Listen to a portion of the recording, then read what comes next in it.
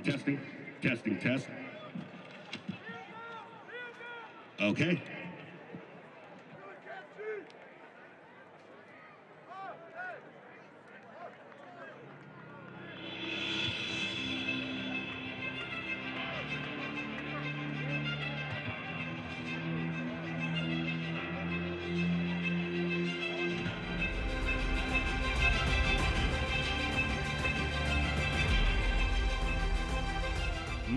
Kickoff Stadium. At this time, please direct your attention to our home sidelines for the 50th anniversary celebration of the 1974 state football champions, the Warren G. Harding Panthers. Good evening, ladies and gentlemen. I'm Brandon Giovanni, and for the past 13 years, I've had the honor to say to each of you, welcome to Mollenkoff Stadium.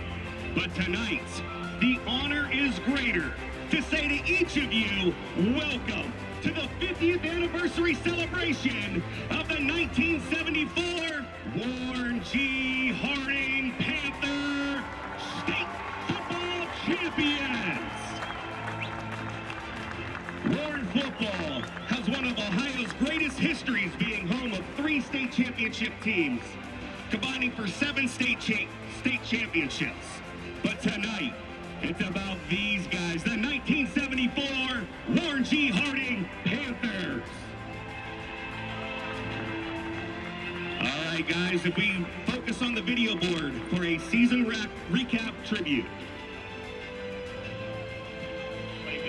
They came from all over the east side, from East Junior, Turner Jr., Devon, Willard, Washington, Laird, Garfield, Lincoln, McKinley, Elm Road, and Roosevelt.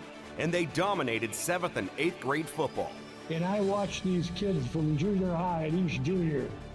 And I watched them, and I knew then that they were really unusual. And we knew back from the 7th and 8th grade that we were something different, something unique, something special. They would go on to create one of Warren, Ohio's greatest football teams. I loved watching the Panthers play as I grew up, and I knew I was going to put that hat on someday, and I knew with this group of guys, we were going to win a championship. The Panthers would win their first 8 games of the season, including 30-6 versus Steubenville, 35-10 versus Massillon, and on October 4th, the game, Reserve versus Harding, Raiders 6, Panthers 20. After a loss versus Canton, they beat Niles and went off to the playoffs with a 9-1 record. Beating Cincinnati Moeller 20-10 in the semi-championship game, Warren was going back to state for the 3rd time in a row. And on November 22nd, 1974, the clock struck 0 and the Panthers would bring home their 2nd championship in 4 years. Oh, it was phenomenal. I mean, people were coming over the sides from the seats. They were running out in the field, grabbing each other, picking people up, falling on each other.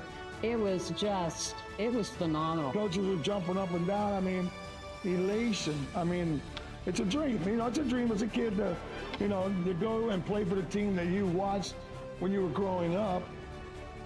And now you are on that team with a bunch of other guys that you grew up with and known, and you win a state championship. That's at that time, a dream come true. They are the 1974 Ohio Class AAA champions. They are the Warren G. Harding Panthers.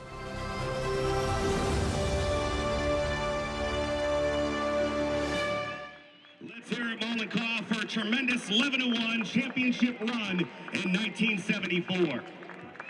We would like to thank Artistic Silkscreen Downtown Warren, who donated these exclusive red shirts with our championship logo on it tonight, and our photographer, KJ Stadimoff Photography, for taking photos of the entire 50th anniversary.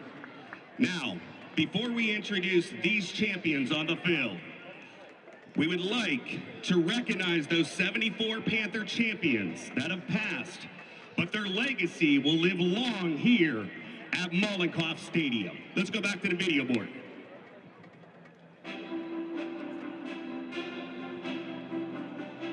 Bill Schunkweiler, Bill Yavorski, Bob Totten, Mitchell Ziegler. Paul Seven. Richard Hall. Tom Zambelli. Managers, Art Freeman. Kenny Griggs. Sheldon Sparks. Greg Hines. Coach Carl Angelo. Coach Cullen Bowen. Coach Jack Rogers. Coach Mark Venus. Coach Tom Ross. Once again, let's hear it for our champions that have passed.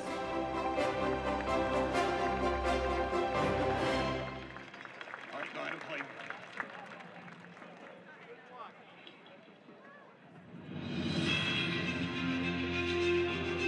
And now,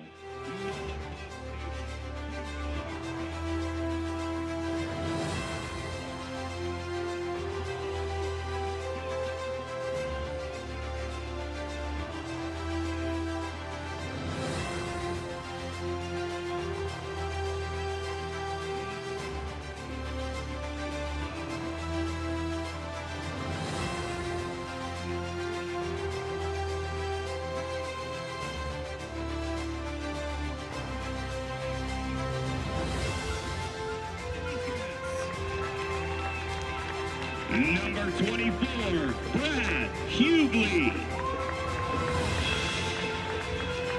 Number 26, Paul Jones. Number 28, Ron Shannon. Number 31, Ron Robinson. Number 32, Kelton Danzler. Number 33, Ron White. Number 36, Jim Valentine.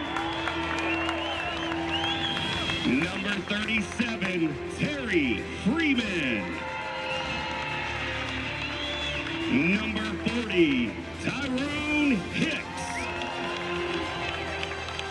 Number 41, John Canty.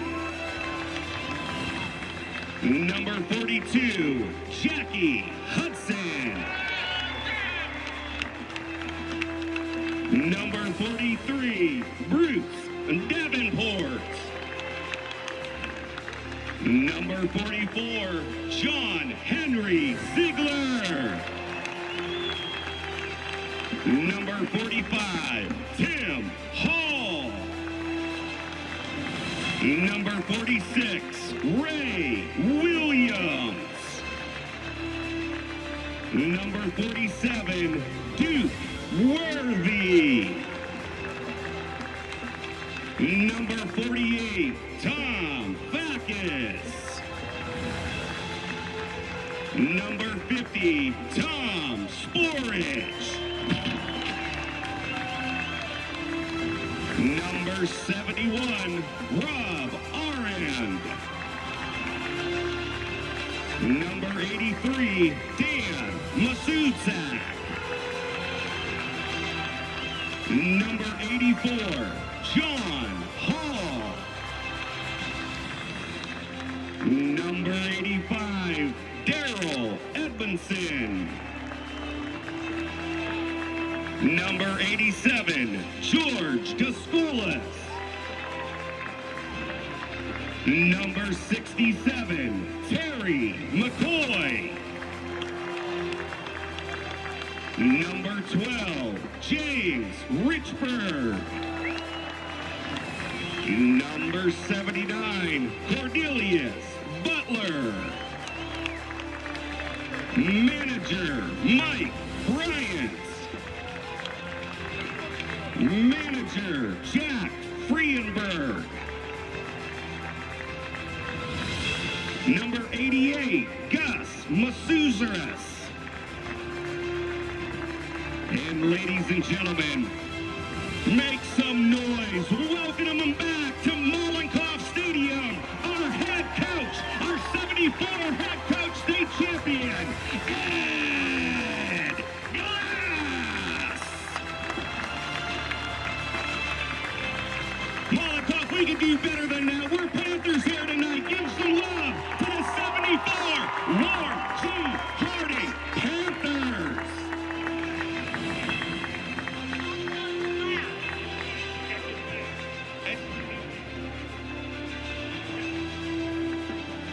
All right, ladies and gentlemen, welcome to a great night here at Kickoff Stadium. It's a Panther throwback night. We hope you guys enjoy everything. Thank you for coming here extra early for these champions. We'll have a little special halftime celebration for these champions as well.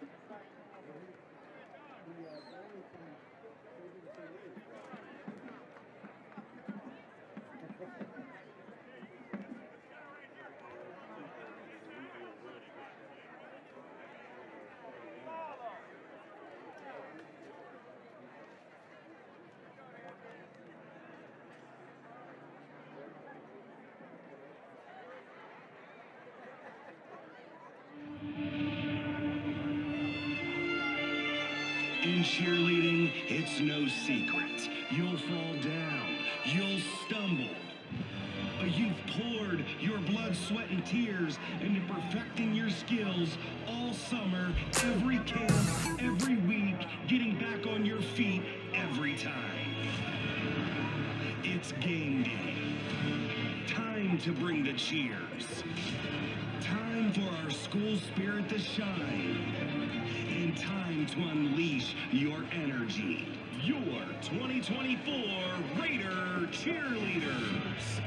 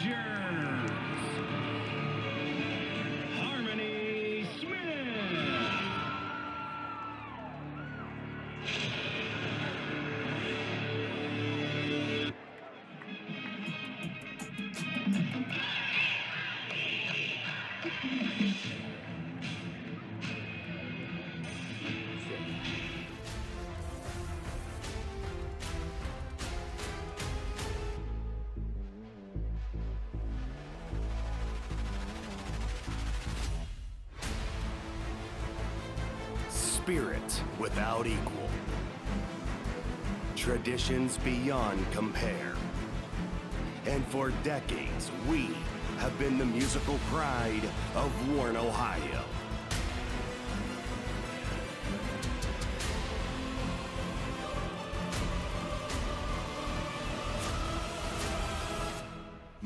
Kickoff Stadium, get on your feet and make some noise for your WGH Harding Raider Marching Band.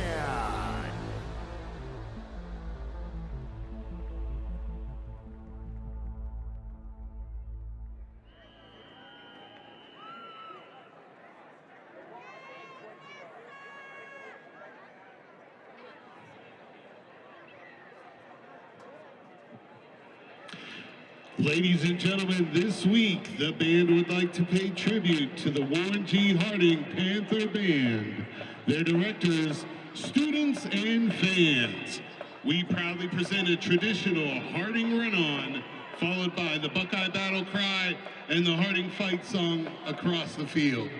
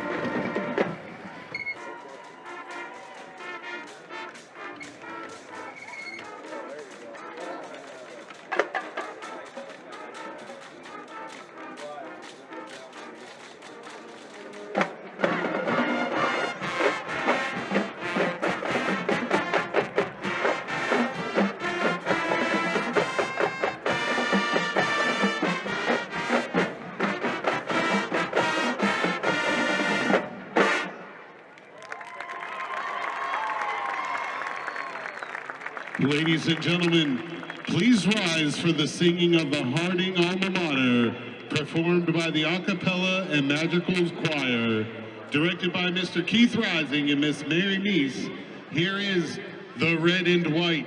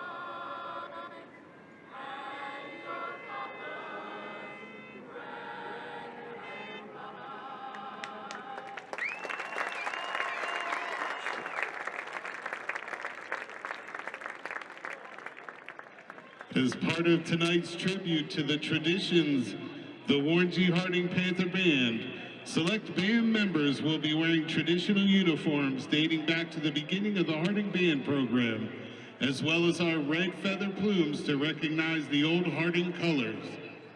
We hope that seeing these uniforms brings back memories for all of those who have worn the uniform or cheered on our Panther Band. Up next, the Harding Band performs the official state song of Ohio. Here is Hang On Sloopy.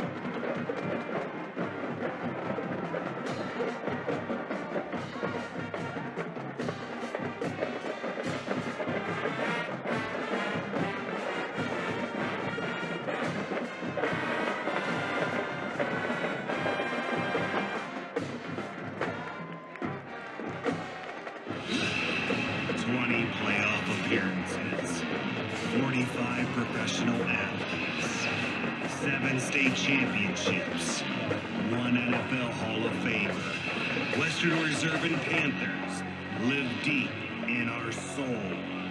This is the spirit of the Harding Raider in his white and Vegas gold.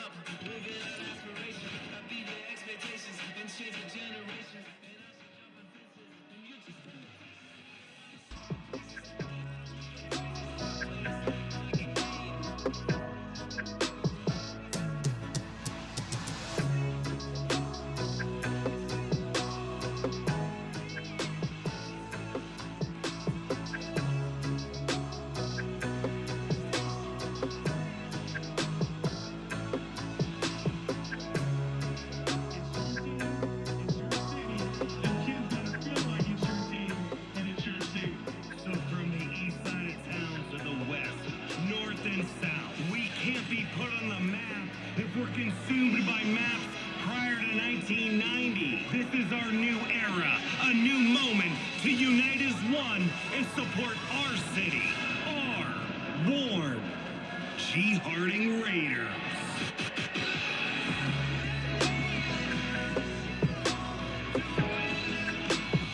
And tonight is Throwback Night here at Mollenkoff Stadium as we honor the Wolves.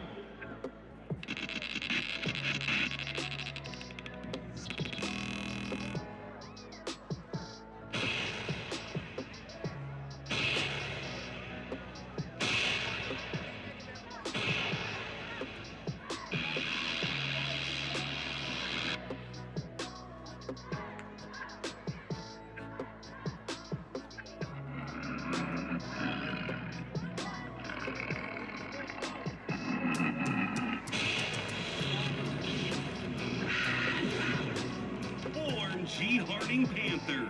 Mollenkoff Stadium, welcome to Panthertown, USA.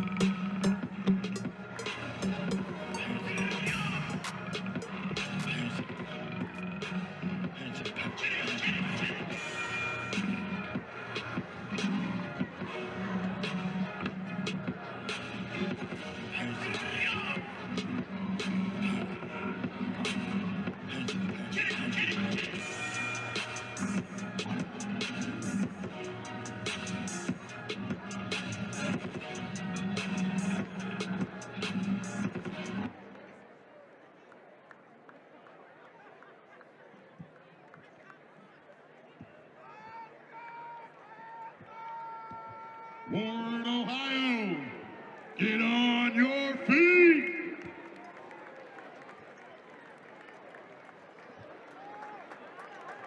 Here come your Panthers!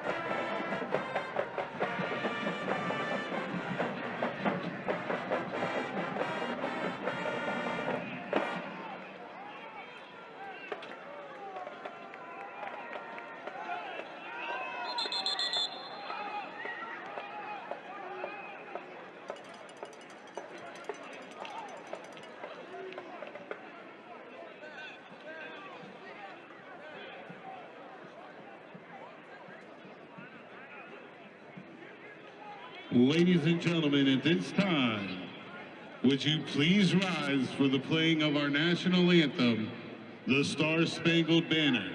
Gentlemen, please remove your hats.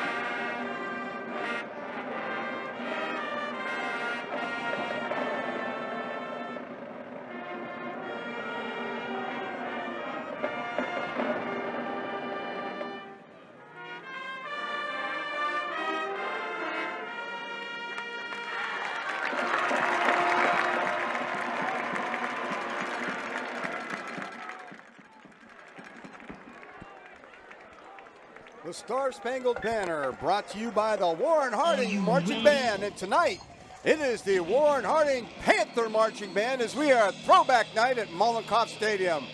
Tonight, our Raiders are donning in red and black of the Warren Harding Panthers of yesteryear as we pay tribute to the 1974, 50 years ago, Warren Harding Panther state football champions. Good evening, everybody. Tom Bird, along with Eddie Colbert, ready to bring you all the action as we play host to the Fighting Irish of Akron St. Vincent-St. Mary's.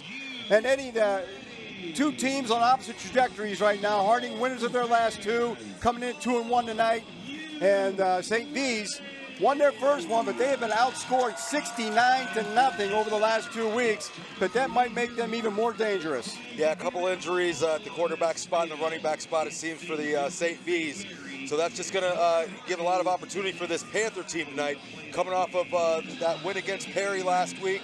Big win in Massillon. Perry's real bad weather conditions with the weather, raining, but able to come back from a small first half deficit, led behind the legs last week of their quarterback senior, Chaz Coleman, looking to do a lot more tonight. And that defense, led by 2 middle linebackers in Tyler Smith and Raytwan Hill, look to see a lot out of them tonight.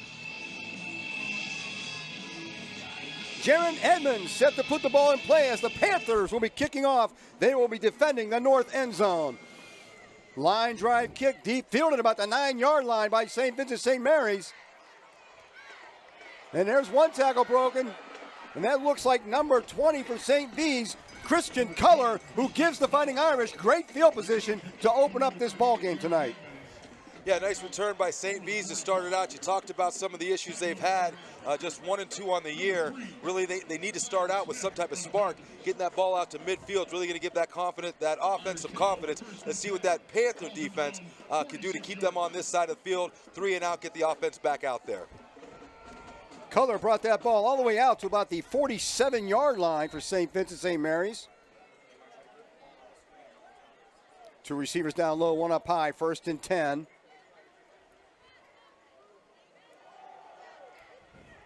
And that's Culler with the handoff, and Culler's going to get a first down right off the bat. Nice carry by Christian Culler.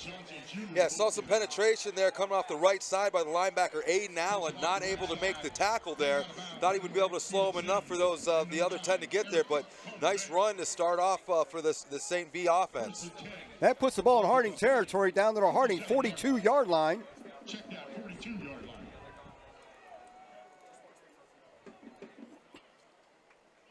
Panthers coming with that 3-man front there. Rolling out to the left. That ball is caught by number 13, DeCarlo Prince, and another nice first down gain. Yeah, DeCarlo Prince got out there in the flats, quarterback rolling out to his near side there, had some time, able to hit a receiver in space there for a decent gain in the flats. Going to bring up a second and manageable, second and about 4 here for that St. V offense on their first drive. Number 9, the quarterback, William Adamson, connecting on that pass. It is 2nd down and 4 at the Panther 36-yard line.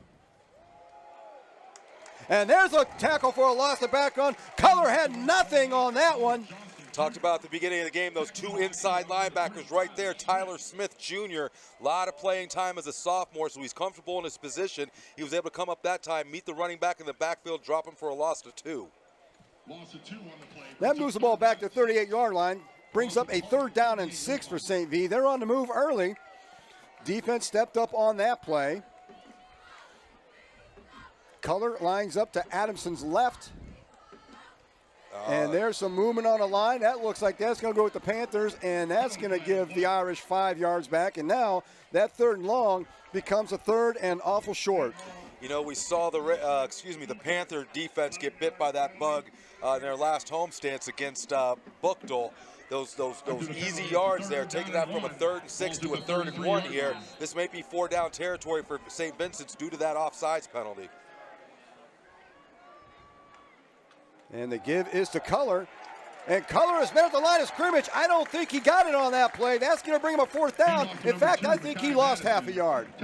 He may have, but that offsides penalty right there, bringing them to that 4th and short, the 3rd and short, now bringing up even a 4th and 2, is going to leave the offense on the field here. Let's look for a hard count. They're going to find out if this Panther defense is disciplined, see if we get a hard count or see if they try to go hard up the middle.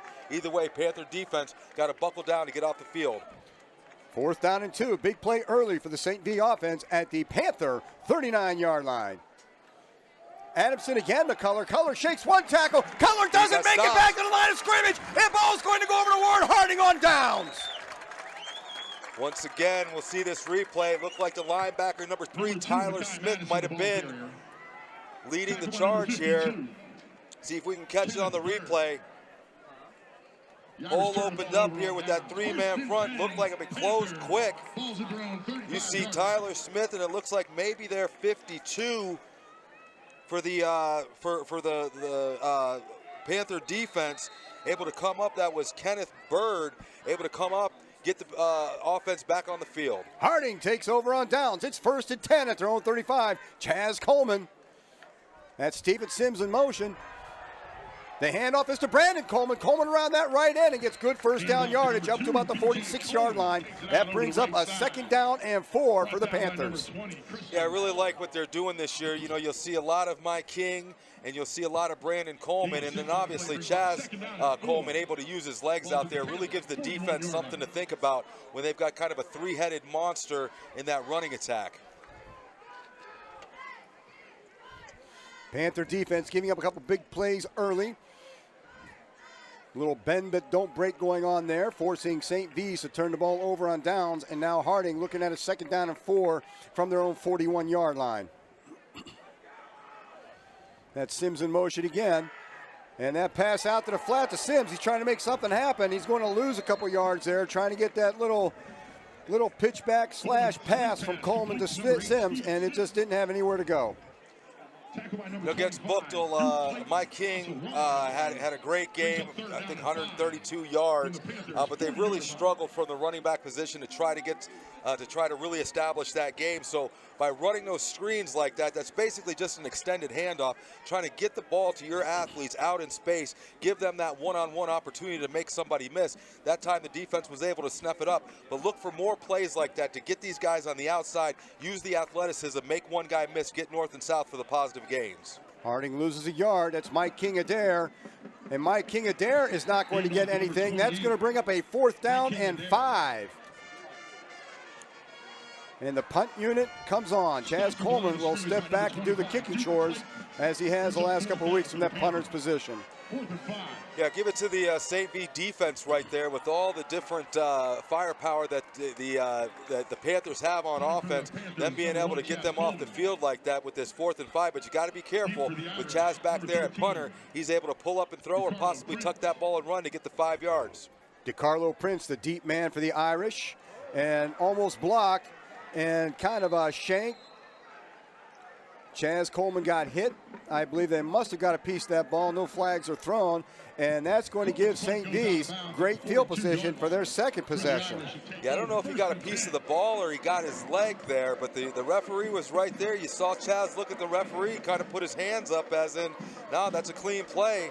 So right now, everything going St. V's way. Looking for this Panther defense to tighten up again here. Near midfield, great field position for this St. V offense. And that punt gets out of bounds at the St. V 42-yard line, so they have similar starting position that they had at the opening kickoff.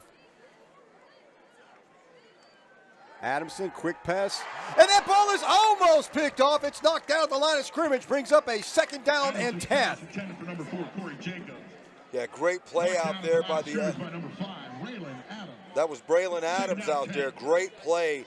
Able to get, if you can't get to the quarterback, you get your hands up, try to disrupt him, try to just get in that viewing area for him, make that pass difficult. Right there, almost came up with the big INT, but that's going to bring up a good 2nd and 10 for the Panther defense. 2nd and 10 at the 42-yard line.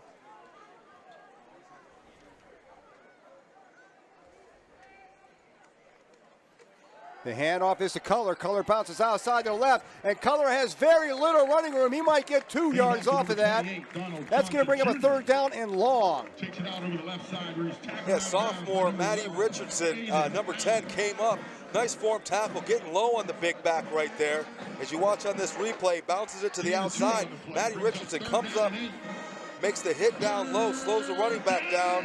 So 11, Aiden Allen can come finish that up to bring up a 3rd and 8. Adamson rolls out to his right. He's looking for something out there. He's not seeing too much open. He's going to get hit as he throws the ball. It's going to fall incomplete, and that's going to bring up a 4th down and 8. So this time, the Panther defense comes up big on 3 plays, and Harding should get the ball back right here. Yeah, a lot of pressure there. William Adamson was rolling out to his right there to the top of the screen. created some time with his legs, but give a lot of credit to that Panther secondary for sticking with their receivers like glue. Nothing open. Nice hit at the end there to throw the air pass to get the Panther defense off the field and bring the offense back on. Ryan Hurley on to do the punting for St. V's. It's a high kick. It's going towards, and that ball's live down there. And Matty Richardson corrals that in and saves it for Harding. That almost reminds you of baseball where somebody's got to call it back there. High, short kick. A couple guys in the same area there. Harding is lucky to be able to come up with that ball there for a fresh set of downs.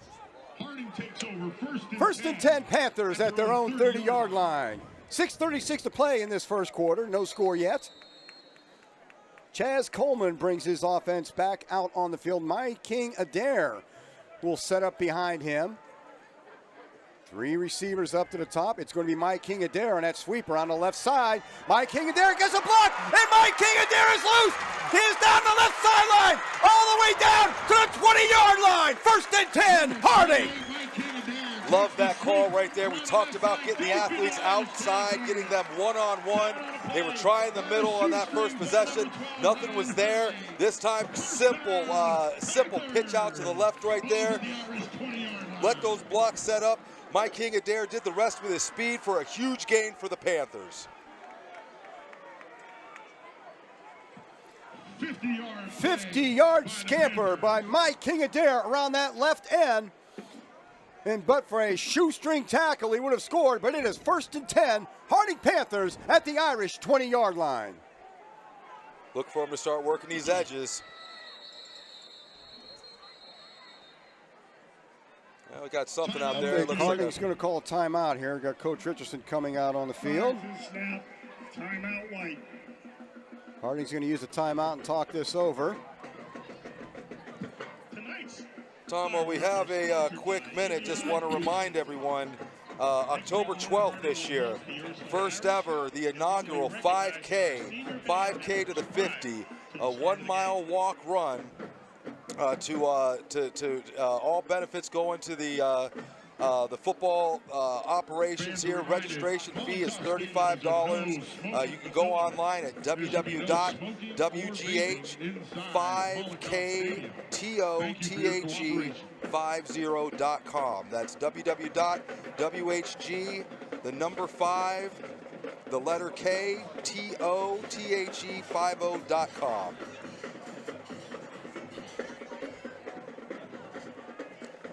See some more renovations. We talk about how amazing this stadium looks, Tom. And since last time we've been here, you see looks like they got the band shell finished over there with the new seating.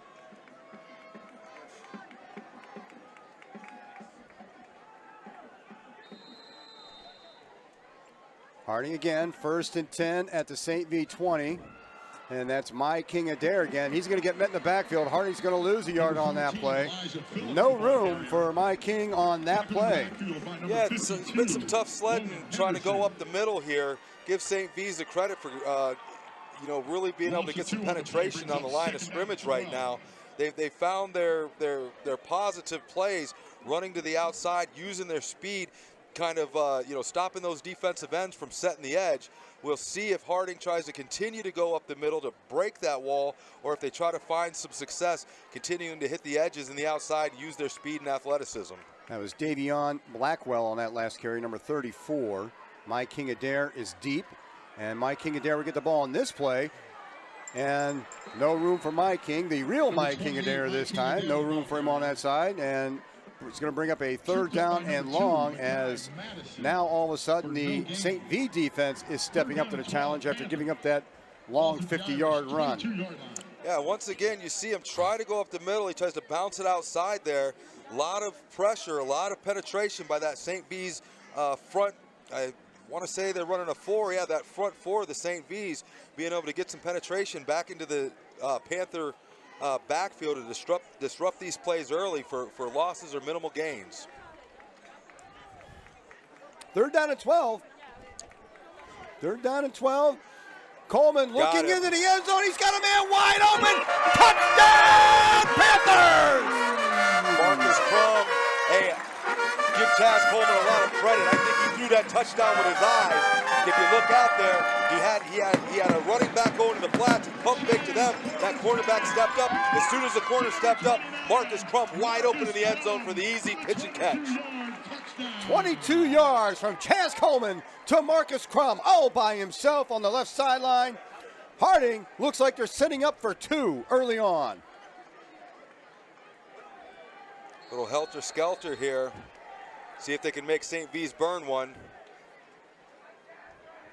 That handoff is to Aris Coleman Bay. There's a flag down, I think. He's not going to make it. Yeah, you're probably going to get some type of illegal formation here. They'll be declined. Your score with 4:25 left to go in the first quarter. Harding Panthers 6. St. Vincent-St. Mary Irish 0. Still waiting on the call here. More than likely, you're going to see some type of illegal formation. So, no sideline warning. So the two-point attempt does not go through, and the Panthers stake a 6-0 lead with 4:25 to go here in the first quarter at Mollenkoff Stadium. Once again, 22-yard touchdown toss from Chaz Coleman to Marcus Crump. That drive set up by the 50-yard run on the first play of scrimmage on that series by Mike King Adair up that left sideline. You know, you go back to that touchdown, give a lot of credit. You know, Chaz came out last year as a sophomore, a lot of playing time back and forth at quarterback, but he showed his poise in the pocket there, very comfortable back there, was able to kind of look that safety, look that corner. When he gave that pump fake to that running back out of the backfield, they had a choice. You had to either jump the running back or stay with the deep man. They made the wrong choice. He was able to find Marcus Crump wide open in the end zone for an easy 22-yard touchdown pitch and catch. Jaron Edmonds again on to do the kicking.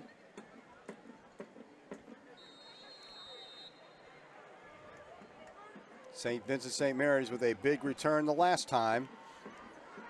And this is going to be handled, not quite handled by one of the upbacks, and fallen on right there about the 33-yard line by the St. V return team. And that's where the Irish will take over. 1st and 10, trailing 6-0. So the Panther defense is going to come back out here again. Covered by number 16. That first drive, a couple decent plays, got him downfield, but and then that offsides penalty, you know, brought it down to that 3rd and 1. They were able to hold him, lose a yard, bring him back to that 4th and 2. Unfortunately, made that 4-down territory. They were able to bend but not break, get off the field. Panthers out there once again trying to get a 3-and-out and get the offense back on the field.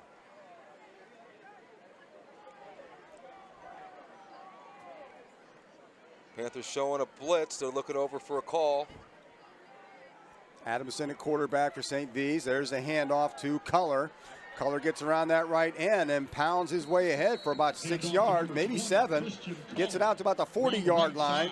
That's going to bring up a 2nd down and 3. They're going to mark him at the 39, so let's call it 2nd down and 4 for the Irish. Gets it out to the 39 for a gain of 6. Yeah, nice gain of 6 there, able to follow his blockers there to the right-hand side, kind of tiptoe up the field. All of a sudden, you find yourself with a nice gain of 6, bringing up the 2nd and short. Christian Culler, so far the workhorse for the Irish. He lines up to Adamson's left. They put a man in motion. And it's Culler again, and Culler is knocked down in the backfield rather. That was Chaz Coleman getting in there in a hurry, and that's about a 2-yard loss. We say Chaz has kind of done it all this year on the offense and defensive side. Like to bring him from either the high side or the low side, bringing him on that blitz. He shows great athleticism with that 6'5", 230 frame that he has. Real hard to get around and real hard to get over. You saw it on that play there.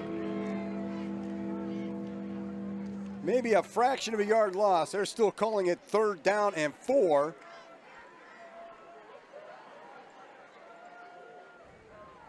Defense needs to be on the lookout for that hard count once again. There's Adamson, holds up, and that ball is up, and it is picked off! It is tipped, picked off by Chaz Coleman! Coleman down the left sideline, inside the 30, 1st and 10, Harding at the St. Vincent's 26-yard line. Call that tip drill there. Trying to see who that corner was. That might have been number 8, Smith. Let me see who's out here on the high side. Big pressure coming from the left outside linebacker. Quarterback had to get it off early. After the change of possession, illegal block in the back, white shirt, a 10-yard penalty, first down. It looks like the penalty is going to push that back 15 yards, but great course of events there for the Panther defense. Going to give them the ball still with pretty good field position, somewhere roughly around the 40-yard line, their own 40-yard line. Looks like that penalty moves it back to about the, the 46-yard line of St. Vincent-St. Mary's. Not bad at all. Horning has the ball first and 10, ball's at the Irish 46-yard line. Brandon Coleman stepping in at running back for this start of this series. He sets up to Chaz Coleman's right. 3 receivers down here on the low side.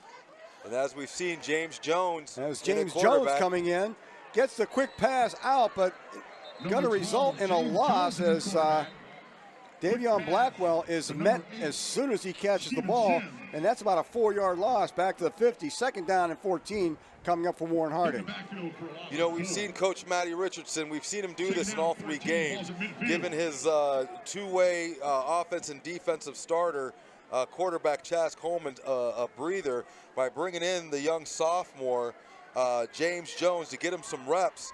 Not afraid to throw the ball with him. He's not coming in just to hand the ball off. Generally speaking, when he comes in, we do see him put the ball in the air, give him some good reps for just the building of the future of this program. Jones under center for this play.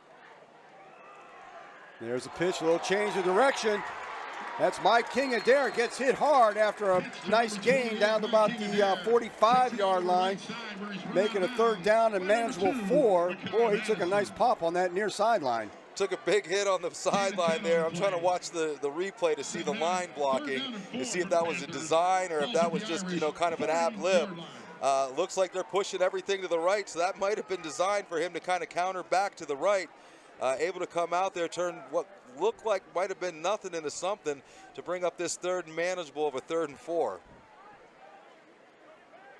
Jones stays in. He's got Brandon Coleman lined up behind him. Jones in that shotgun formation. Oh, look at that. It's going to be Brandon Coleman.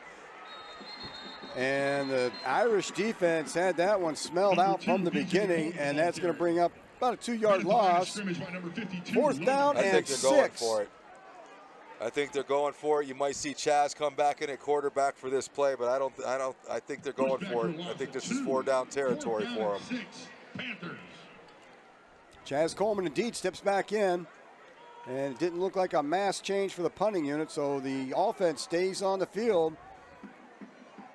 And Harding going to take a little gamble here with 40 seconds left in the first quarter. It's 4th down and 6. Harding looking to hang on to the football right here. Oh, quick kick. Oh, quick kick. Somebody burned one, or what do we got? Oh, penalty. Couple flags down. Prior to the snap, 12 men on the field. Offense. 5-yard penalty. A little confusion results in an extra body out there for Harding. They're going to push that back 5, and I think that removes any doubt of the punt now. Yeah, they're going to go traditional here, drop Chaz back into the punting formation, but still that punt return team's got to stay on their toes, knowing that at any time he could pull up and throw or tuck that ball, try to get upfield for the 1st down. Chaz Coleman stays in to do the punting.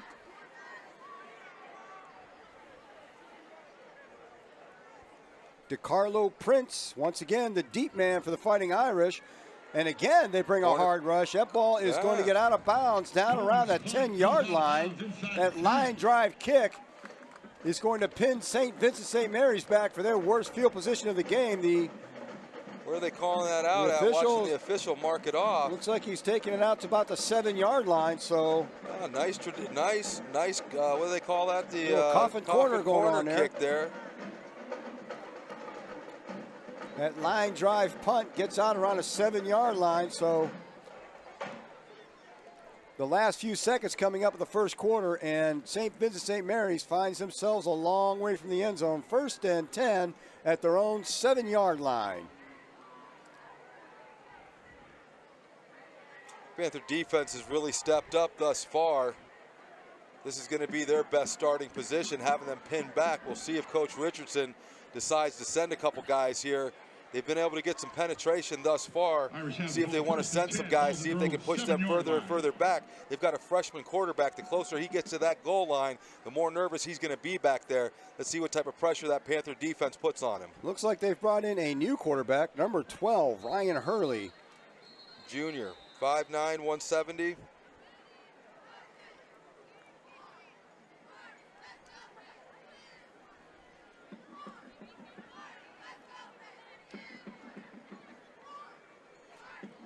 So Hurley, the new quarterback for the Irish. Christian Culler remains in there at running back, sets up to Hurley's left. Low snap. They try that, threw the timing off of that completely, and Culler winds up, not only does he lose a couple yards, but he's not getting up. That could be a big blow. He was the bulk of the offense so far in the first quarter, and Culler is down and looks to be in some considerable discomfort down there. Yeah, you see him rolling around there, grabbing towards his back. Sophomore, got him listed at 5'9", 185. Getting an opportunity here under the lights at Mollenkoff Stadium. Really holding his own here for, you know, the majority. We're down to 1 second here for the majority of the first quarter. Like you said, the bulk of the offense for St. V's. Unfortunate to see the young man on the ground right now. Hopefully it's just some type of stinger or a bruise that he can be able to walk off, and we'll be able to see him return tonight. We have 1 second remaining in the first quarter. Harding on top 6-0. When we resume play, the Irish are going to face a 2nd down and 12 back at their own 5-yard line for the final play of the first quarter. Culler back up on his feet now. Had the big kickoff return to open the game. Had a couple nice runs on offense. With all the injuries that St. Vincent-St. Mary has currently, they can ill afford to lose Christian Culler at this point. As Culler's up on his feet, cameras are kind of spanning the stands here. Amazing crowd to honor that 74 championship team tonight. Beautiful night to be out here, not too hot, not too cold, but just great to once again see these fans, see these stands filled the way that they should be. Great to see the community come out here, support the school, support the students, support the team. But just amazing. We get this bird's eye view of sitting up here and kind of looking over it. But when you see the cameras kind of go past and see the smiles, just a great thing to see. So they run that last second off the clock, and that's going to end the first quarter with Harding on top 6-0. And one other thing, you know, and it never gets old. This is the 4th year in a row we've got to honor the 50th anniversary of a state championship team. The Harding Panthers is 71, the Raiders is 72 and 73, and now again those Harding Panthers are 74. And just what an awesome sight it is to see those legends back on the field 50 years later. It gives me chills. I don't know what it does for other people. And I'm not even a Warren Harding alumni, but it gives me chills to watch that. It's fantastic. Yeah, it's you know, I think we said a couple weeks ago there was a couple former players in the stands, and the cameras went on them. But when the players of today get to see the giants of the shoulders they stand on, when they get to see the individuals who created this thing, they created this legend of Warren Harding football, and they can put names and faces, you know, to everything that they've heard that made Warren Harding football what it is. It's got to mean something special for them as well. 2nd down and 12 for the Irish at their own 5-yard line. Hurley stays in there at quarterback. And there's a big run up the middle. We'll have to get the number of that new running back. That looks to be number 2. Number 2, Mekhi Madison, the ball carrier. Mekhi Madison Kicks it out over the 20 to the 25. gets the first down for the Irish, 11, filling in for the injured Christian Culler. Steven Sims. It'll be interesting to watch St. Vincent's in the future. You know, we saw them start a sophomore at running back. We saw them start a freshman at quarterback. And now we've seen them sub in a junior at quarterback and a senior at running back. So obviously a good-looking future for the St. Vincent squad. And that play goes nowhere. It's going to result in a loss. Bring up a 2nd down and 12 as Irish get pushed back to their 23-yard line. Clayton, the ball carrier. Another new ball carrier, number 25, Duke Clayton for the Irish. Number 3, Tyler Smith. It looks like Mikai Madison will make his way back in. Once again, coming from that left inside linebacker position, Tyler Smith able to step up like a linebacker should, get in the hole, meet that runner for a loss of 3 to bring up a 2nd and long. Hurley rolls out to his left, finds a man over the middle for a gain out to about the 30, brings up a 3rd down and 5. I believe that was 17, Donovan McCoy on the tackle there. Gain of 7 on the play. Looked like they were probably in a zone defense there. He sat down, found some open space. Donovan McCoy quickly there for the tackle to limit that to bring up a 3rd and 5. And again, once again, I think that's the same number. That was number 52, I believe. Yep, that was number 52, Kenneth Bird. That's his 2nd. Encroachment, defense. The audience is announced for a 1st down.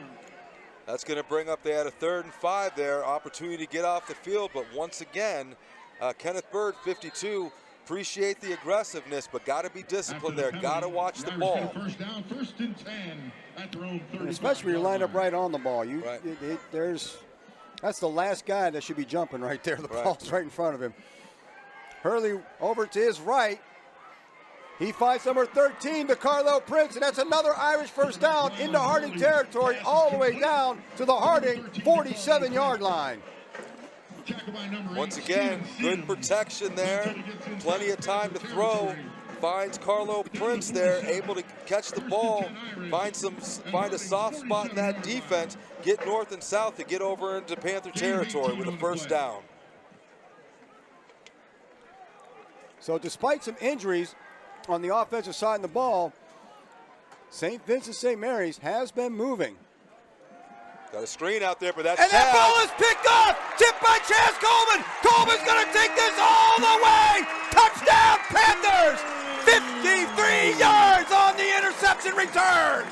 You know, we talked about it before, 6'5", 230, that big body. They tell you if you can't get to the quarterback, get in his face. Chaz, just like a basketball player, went up and swatted that ball, tip drill to himself, and it was off to the races for a Panther defensive touchdown.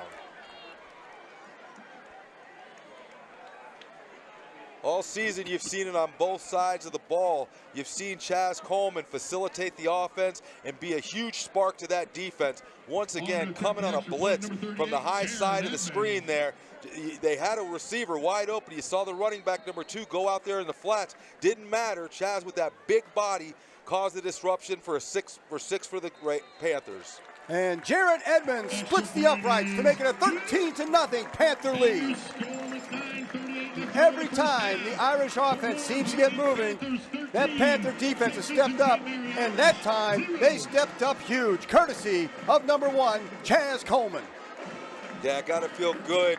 You know, you've seen the offense sputter a little bit tonight. Not really, you know, a play here, a play there, but not really able to put together a consistent drive. But that defense all night has been staunch. They've gave up a couple plays here or there, but like we talked about, that bend don't break type of defense. Right there you saw there was no break at all. If anything, Chaz is up in the air, bending that ball, knocked it down to himself, and once he caught it, he used those 6'5" legs. There was nobody around him, nobody going to catch him. Off to the races. Just an exciting time for this packed stadium here at Mollenkoff. And that is Coleman's 2nd interception on the night. Yeah, that's right. He had the tip ball over there. Jaron Edmonds set to put this ball back into play.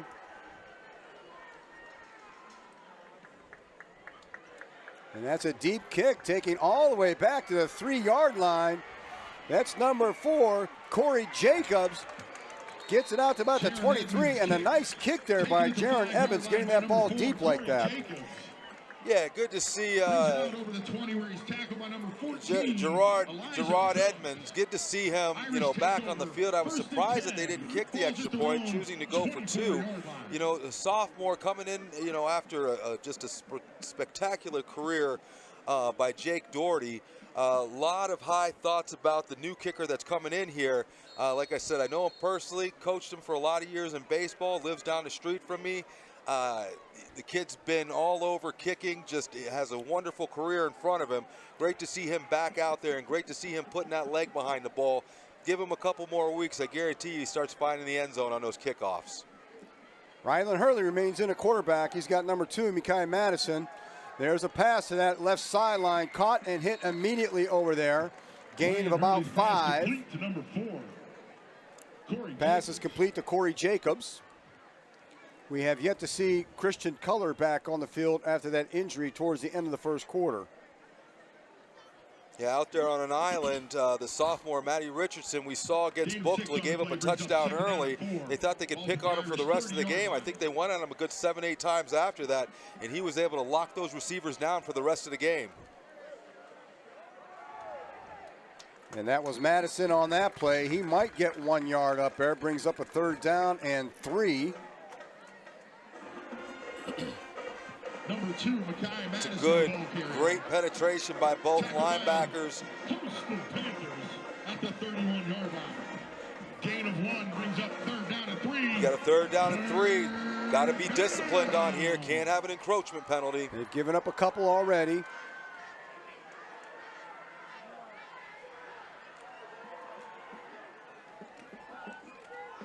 Hurley's got his play now, getting ready to get the ball in play.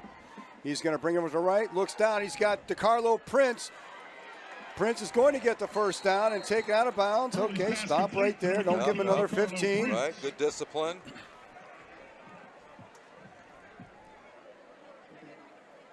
Quick pass down in the flat area to DeCarlo Prince. That's enough for a 1st down. The Irish with the ball at their own 38-yard line, 1st and 10, 8:09 to go in the half. Yeah, the junior Ryan Hurley comes in, showed a strong arm out there. I mean, that's a hard throw at this level, especially when you've got the athletic type of corners that we have right there that are good to jump that route and take it back the other way. Good arm strength, able to sling it out there on that 3rd and short to advance the stick for St. V's. 1st and 10 at the 38-yard line of Akron St. Vincent-St. Mary. The handoff to Madison. Madison is met at the line of scrimmage. He might get 1 yard out of that. That looks like that'll bring up a 2nd down and 9. Once again, that dynamic duo of the middle inside linebacker core of Tyler Smith and Rayjuan Hill leading the charge there to stop the runner for little to no gain. Rayjuan Hill, assist by number 3, Tyler Smith. Gain of 1, 2nd down and 9. Ball's at the 39-yard line. Gain of 1 brings up a 2nd down and 9. Watch the high side of the screen, number 1, Chaz Coleman. The handoff to Madison up the middle, and again that middle is plugged quickly. Madison gets a gain of another 2, brings up a 3rd down and long at 3rd and 7 for the Irish. 20, once again, number 20, that was Rayjuan Hill. Where he's met by number 10.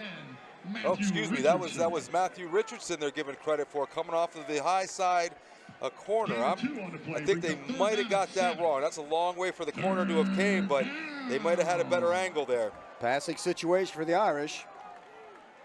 Hurley getting his numbers from the sideline. Clock ticking away at 6:50 to play in the 1st half.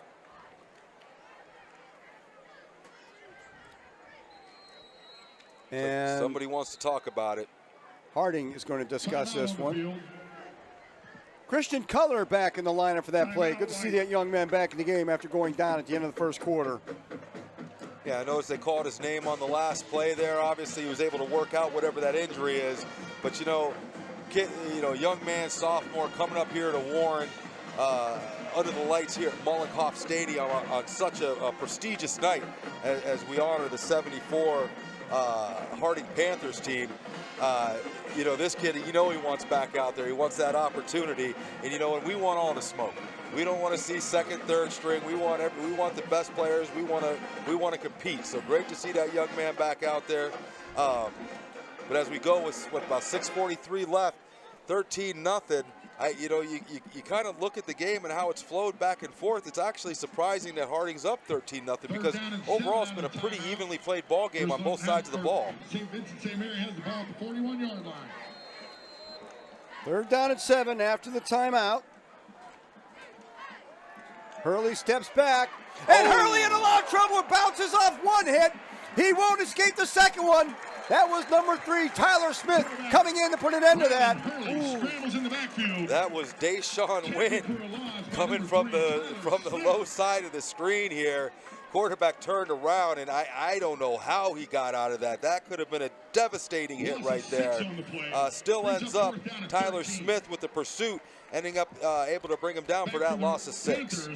That brings up 4th down and 13. Eris Coleman Bay and Matt Richardson look to be the deep men on this punt. Nice high spiraling kick. The Panthers are going to let that one go, and that's going to bounce down to about the 24-yard line. Probably a smart move right there. Nobody was in really good position to field that one.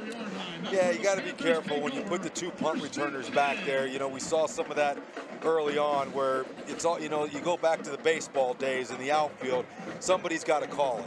You got to give the other guys some room. Somebody's got to call it, take charge out there. If that doesn't happen, it's just better off that you just kind of let the ball bounce. Luckily for the Panthers, they got an east and west roll there. We'll see what this penalty flag is around the 27-yard line. Penalty flag on the play. 5:49 to go in the half. It's Harding Panthers 13. Personal foul, face mask, number 53, Green. That'll be tacked on to the end of the kick, 15 yards. First down. Face mask on the Irish. Looks like that was Andrew Lother. Young man getting some time out there. Got him listed as a freshman. Pretty big kid, 6'2", 175. So Harding had the ball originally at the 24. That should bring it out to about the 39-yard line, and that is a nice improvement on field position for this drive. Now, Harding offense has had the luxury of starting with pretty good field position tonight. Haven't seen Chaz all night take off with his legs. Did everything through the running backs, and you know, a majority of it's been done on the defensive side. And that's Mike King Adair. Mike King Adair fighting through the line of scrimmage, picks up about 4, a hard 4 yards, almost 5 according to the official on the far sideline. Second down and 5. Yeah, great run by Mike King there. Not a lot of room up front, only listed at about 165. Able to take his time, kind of follow those blocks, tippy-toe his way up for a nice 4-yard gain. He ran bigger than 165 on that carry, that's for sure. Absolutely. He probably got hit in the backfield, probably had about 6 yards after contact. Brandon Coleman, the deep back on this play. And Chaz will keep this one. Gets through the line of scrimmage. That'll be a Harding first down. Well into St. Vincent St. Mary's territory, down to the St. V 45-yard line. They kind of lulled him to sleep, right, all night. It's just kind of been stepping back, dropping it off, stepping back, dropping it off. All of a sudden, Coleman chooses to keep the ball there, caught the defense off guard. He was one little juke away from possibly taking that the whole way. First and 10 at the Irish 44-yard line.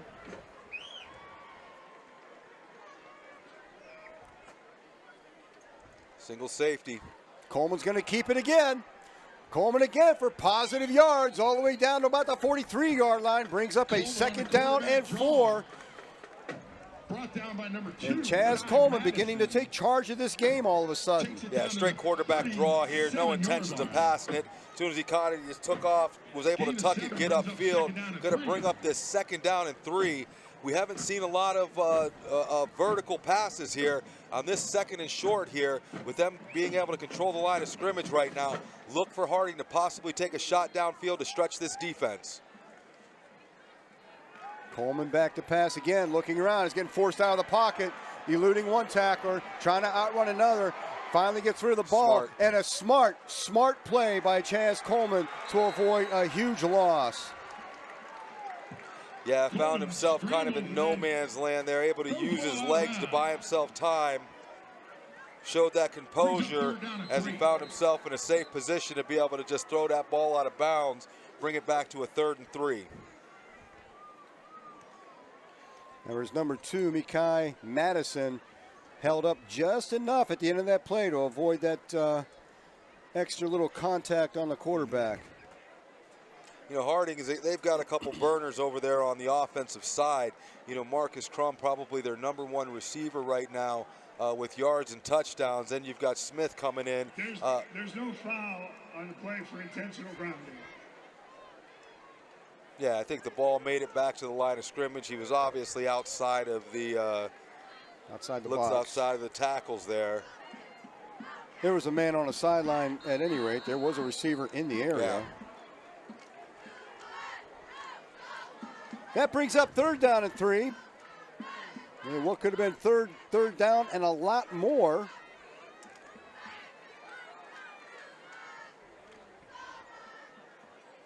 Really like to see them get Chaz out on the perimeter. You let him use that athleticism outside. Make that defense make a decision to pursue him or drop back in the pass coverage. And Coleman's going to keep this one again.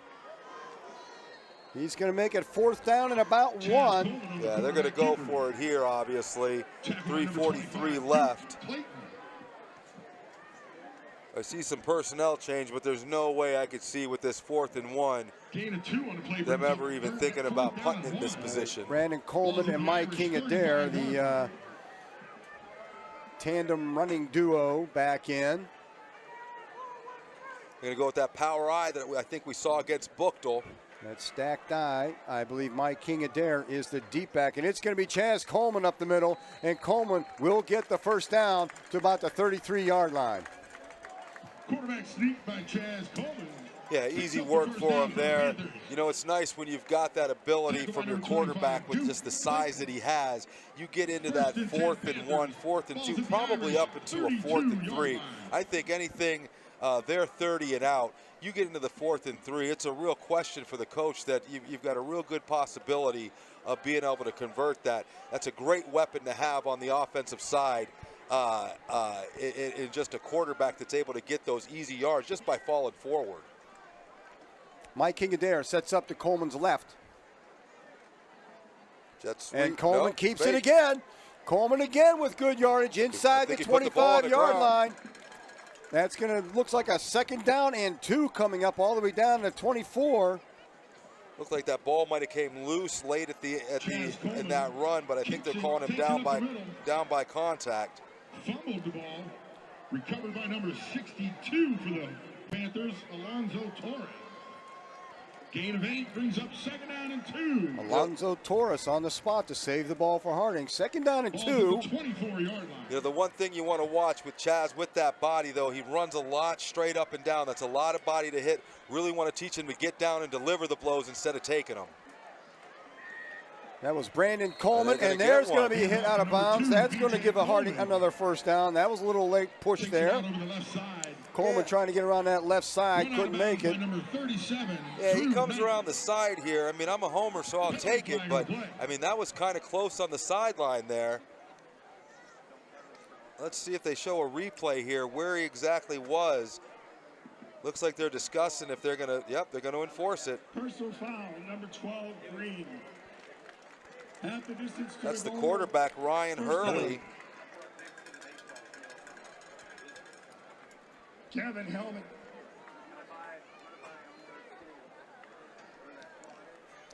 That should be halfway to the goal.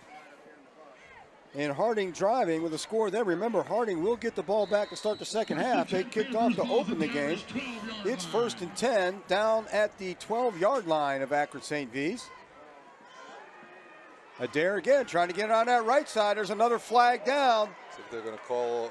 Adair will get hit for a loss. There is a flag down over on that far side. See if they're going to call a hold on the outside, or possibly he might have caught a face mask as he encountered the first defender there as he went to cut up field.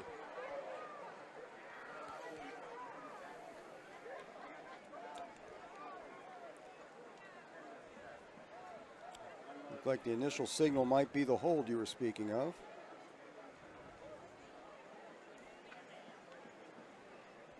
Holding offense number 3, 10-yard penalty. Tyler Smith, the guilty party on that one, and that's going to back the Panthers up 10. Yeah, tough penalty. They're trying to set that edge for the sweep out there. Probably got his hands outside the shoulders there. Easy call for the officials. going to create a tough situation, though. Minute 48, Raiders got 1 timeout left here. Close to the 20-yard line. See if they choose to keep it on the ground here. They've had a little success outside. Chaz has had some success running up the middle. See if they decide to try going vertical at all. Stretch this defense, see if they can wake them up a little bit. Back to the 23, first down and 20. Coleman rolls out to his left, looking He's downfield. Got the post. He's got a man in the middle. Yep. Touchdown, Panthers! Let's see, who is that? That's number 21. That's Devin Morgan, senior. You saw it the whole way. Chaz rolling out to his left here to the near side of our screen. You saw that post opening up. Had a post, had a drag, and I think he might have had a slant wide open there. Found that post pattern, laid it up there. Morgan able to make the catch for another 6 points for the Raiders with a minute 42 before the half. Harding trying to get that extra point team settled. Edmonds back on to attempt the PAT. High snap, and that's Morgan again. And Morgan's not going to get anything out of that one. He'll be tackled for a loss. The score will remain Panthers 19, Fighting Irish of Akron St. Vincent-St. Mary, nothing with 1:42 to play. Chaz Coleman, 23-yard touchdown pass to Devin Morgan, makes it 19-0. Yeah, they tried some trickery on there. Morgan, the holder, you see they tried to sneak number 3, Tyler Smith, tried to sneak him off the end there into the corner of the end zone. St. Vincent wasn't having it. They were able to sniff that out to hold him to this 19-0 lead. But I'll tell you, one of the things that I really liked about that play, look, you know, we've had in these last few years, we've had some just tremendous athletes at the quarterback position. Strong arms, great ability to see the field, run the ball. But I really like when they take these guys and they get them out on the edge. When they get them out on the edge, that just puts the defense on skates. They don't know if it's going to be a pass. They don't know if he's going to tuck and run, and it gives that athlete just. There's nothing better than being on the outside in the open field, seeing somebody one-on-one, knowing that you got your choices to either pass, run, or whatever. And you saw it on that play right there. Chaz got outside.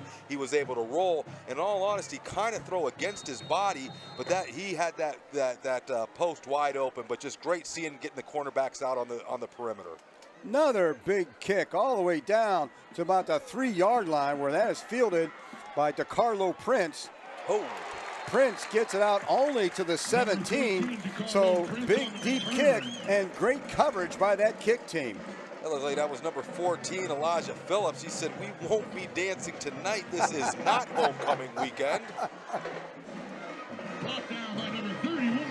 Yeah, you catch that ball, you got to get north and south. You want to shimmy and shake back there. Well, I got a place for you to sit down.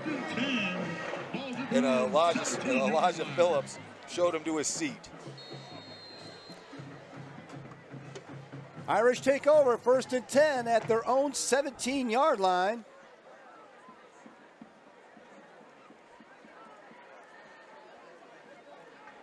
We'll see. And that looks like Adamson is back in at quarterback, the freshman. They've got their whole 3 timeouts left. See if they start taking some shots. He's got a man over on the side. He'll get a few yards. That was number 33, John Paul Metzler. Actually 32, Giovanni Vincent, who caught that pass for about a 6-yard gain. 2nd down and 4 for Akron. Yeah, a lot of time for St. Vincent's here. Minute 31, 3 timeouts. Clock stops out of bounds and on a 1st down. Adamson rolls out to his left this time. And that was a high pass intended for number 4, Corey Jacobs. Looked like that was number 5. Covering nicely on the play, number Braylon 5. Adams on the coverage there. 3rd down and 3. 3rd down. And we'll see. Interesting right here. You've got a 3rd and 3. Maybe they'll try to get Harding to jump, but I'm wondering, are they going to put it in the air? Are they going to run the ball and make Harding burn that timeout? I don't think they want to give the ball back to him. And another high pass and tipped up, almost picked off. Hey, those corners are coming. They might be playing off, but those corners are making up that ground quick, as you've seen all night here. St. Vincent's lucky to get this ball back to be in a position to punt. You know, I wasn't sure what they would do right there, Tom. Minute 22, with all the weapons that Harding has, I could have easily seen them saying, you know what, it's 19-0. Let's run the ball. Let's make Harding burn that last timeout that they have. But instead, they threw it in the air. They're going to give Harding the ball back. Probably decent field position with one timeout still in their pocket. Another high kick. Aris Coleman Bay calls for the fair catch at the Harding 44-yard line. And with 1:16 to play, Harding has a relatively short field to go, leading into halftime right now. Yeah, and you know, we've seen Gigi, he's got a leg. I think if they can get that ball down around the 25-yard line, even to the 30-yard line, they may be willing to put him out there to try a long field goal. Very surprised that that St. Vincent in that situation didn't run the ball and make Harding burn that timeout. James Jones brings the offense back out on this series of play. Mike King-Adair sets up to his right. And Jones drops back to pass. He's going to keep this one, gets the pass off. Good coverage over there by the St. Vincent-St. Mary defenders. Looking for Devin Morgan once again. 2nd down and 10. Like the pocket presence of the quarterback here, the sophomore. Look, as he steps up, that pocket starts to collapse. Steps up in the pocket. Doesn't think to run first, keeps his eyes downfield, able to deliver that pass. I thought the corner might have been there a little bit quick, but really like the pocket presence of the young man at quarterback right now. He's not playing like a second stringer when he steps in there. He's aggressive, makes his decisions. Oh, I Good like to that. see. I like the high side right now. Marcus Crum gets it out to around the 50, just over the 50-yard line, knocked out of bounds. That should stop. Oh, I guess not out of bounds. Clock continues to run. 3rd down and 5 for Harding at the 50. Just on the other side of midfield into Irish. Yeah, I really like the high side. Looked like we had one-on-one up there with Morgan. Single safety back there. Had to favor the twins to the, or I think they had twins to the near side. Over the middle to Richardson. Richardson gets it close to a 1st down. I think they're going to have to stop. They're going to stop the clock either for a measurement or a 1st down, but it's still running. Oh, they're going to cut a little bit short. Coach has got to make a decision here. Clock is stopped at 20 seconds. No, still running. Still running. A lot of time coming off. Coach Richardson on the field right now. They finally did call that final timeout, but precious seconds, I think about 14 seconds, came off the clock while they were trying to debate if that was going to be a 1st down or not. So Harding with time for maybe a couple of plays here. They have a 4th down and 1 at the St. Vincent-St. Mary's 46-yard line. 14 seconds to go in the half, trying to maybe get one more score going into the locker room. They will get the ball, the Panthers that is, they will get the ball to open the second half. Now you got to pay attention right now. 2 plays, got to call 2 plays right here. You're going to call your 1st down play, you're going to call a running play, that 1st down play, clock's going to stop, but it's going to start again as soon as they set the sticks. Don't want to have to down the ball here, so you want to call 2 plays during that timeout. Get your 1st down, get back up to the ball, run that next play, get the 1st down, get out of bounds, get back to the huddle.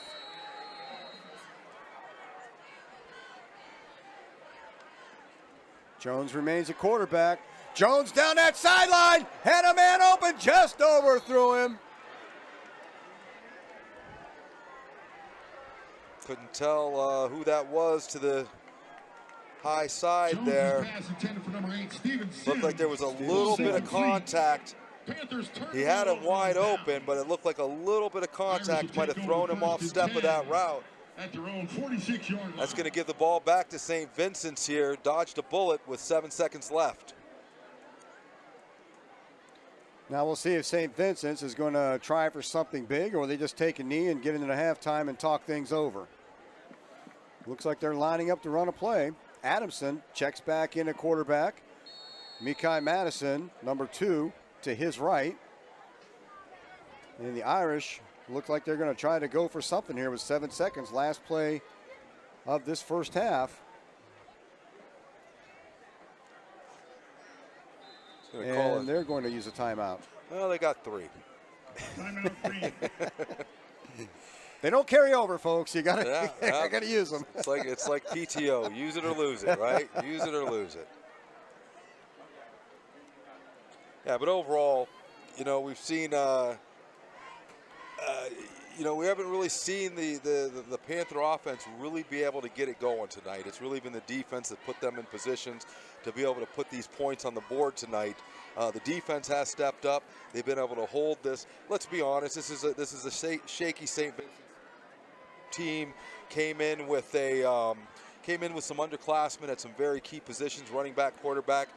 They've held their own, though. I will give them that credit coming up here under these bright lights. But overall, really give it to the defense tonight. They've really stepped up, put the Panther team in position to be able to go into the locker room here with this 19-0 lead.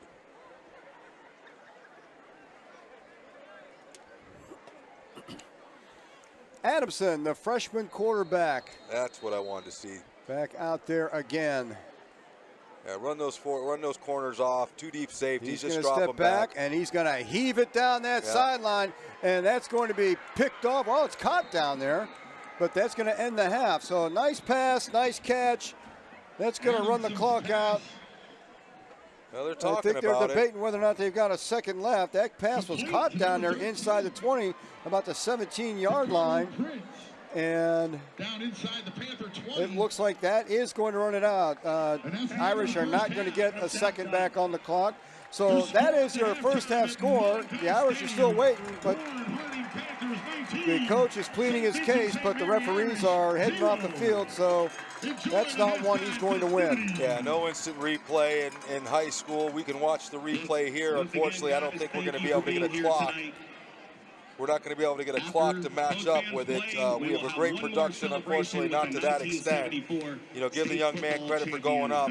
But hey, it's halftime. We'll see what happens in the second half. So at the half, it is your Harding Panthers 19 and the Fighting Irish of Akron St. Vincent-St. Mary's nothing. So stay tuned for halftime. We're going to see the Akron St. Vincent-St. Mary's band, Harding's band come out. And one more time, we get to honor the 1974 Warren Harding Panther State Football Champions. We'll be back for the second half soon. Stay tuned.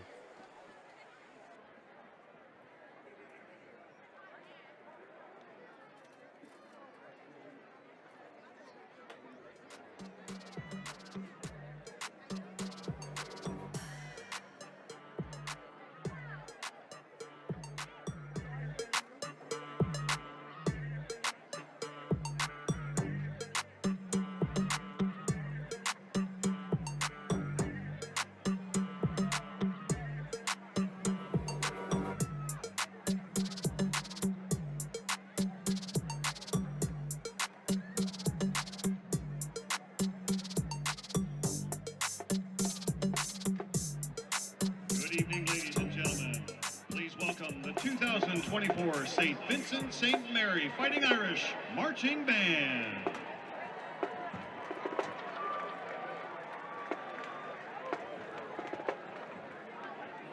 On behalf of our director, Mr. Brian Campbell, assistant director, Ms. Lori Winmouth, and percussion instructor, Mr. Jacob Brady, welcome to the Fighting Irish Marching Band's Songs That You Want to Sing Along To halftime show.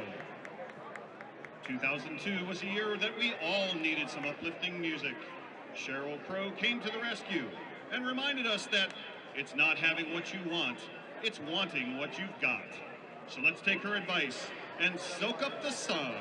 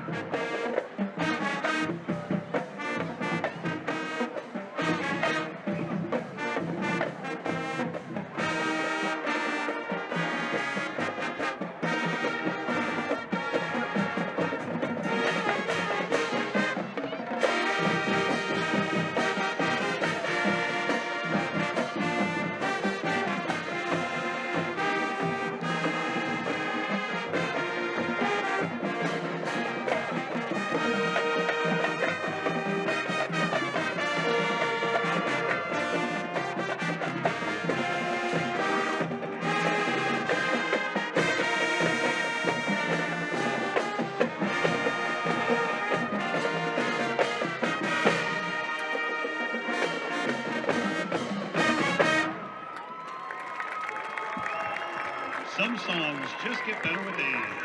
And a tune now ranked as one of the 500 songs that shaped rock and roll. Lindsey Buckingham wrote, "If I could, baby, I'd give you my world.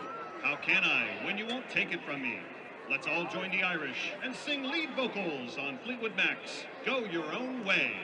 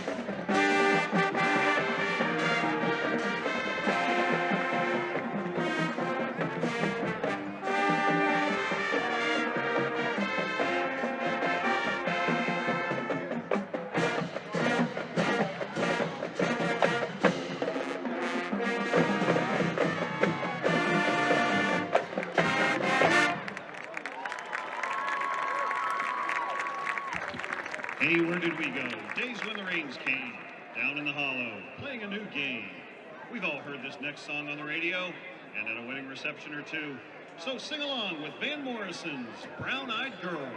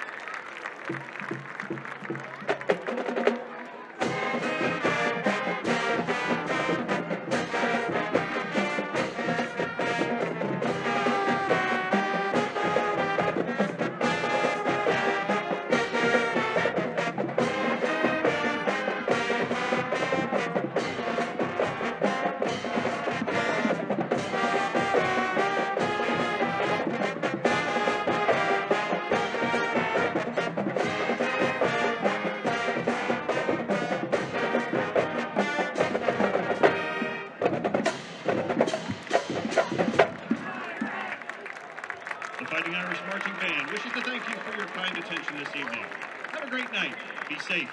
And go Irish!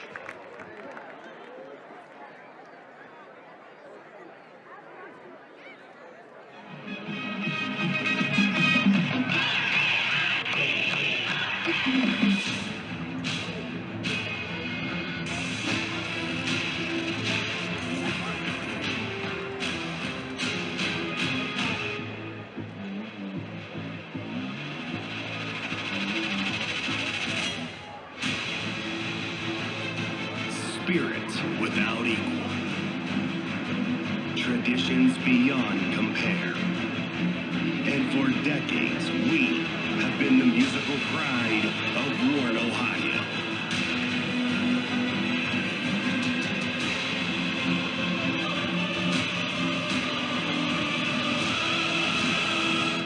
Molotov Stadium, get on your feet and make some noise for your Warren G. Harding Raider Marching Band.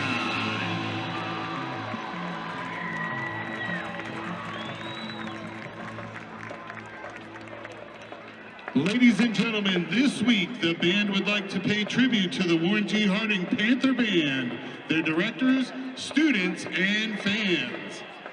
We proudly present a traditional Harding run-on, followed by the Buckeye Battle Cry and the Harding Fight Song across the field.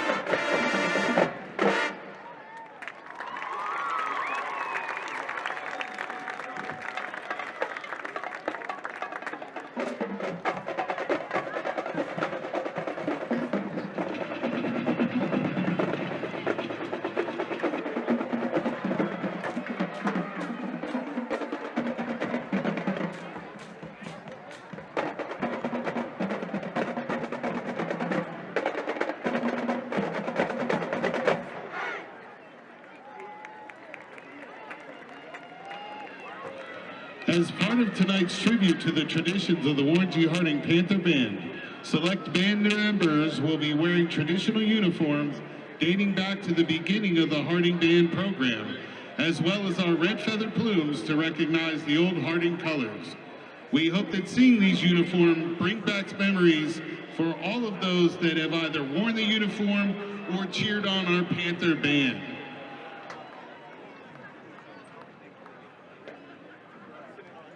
Up next, we feature the Raider Majorette line to a pair of hit songs by singer-songwriter Harry Styles. Here is Music for a Sushi Restaurant and As It Was.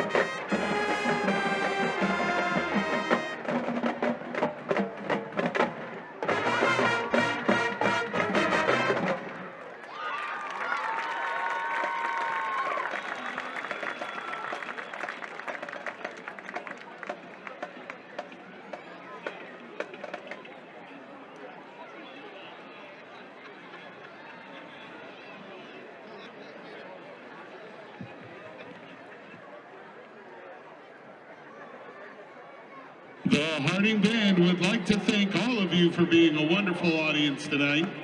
Now join us as we cheer on our Panther team.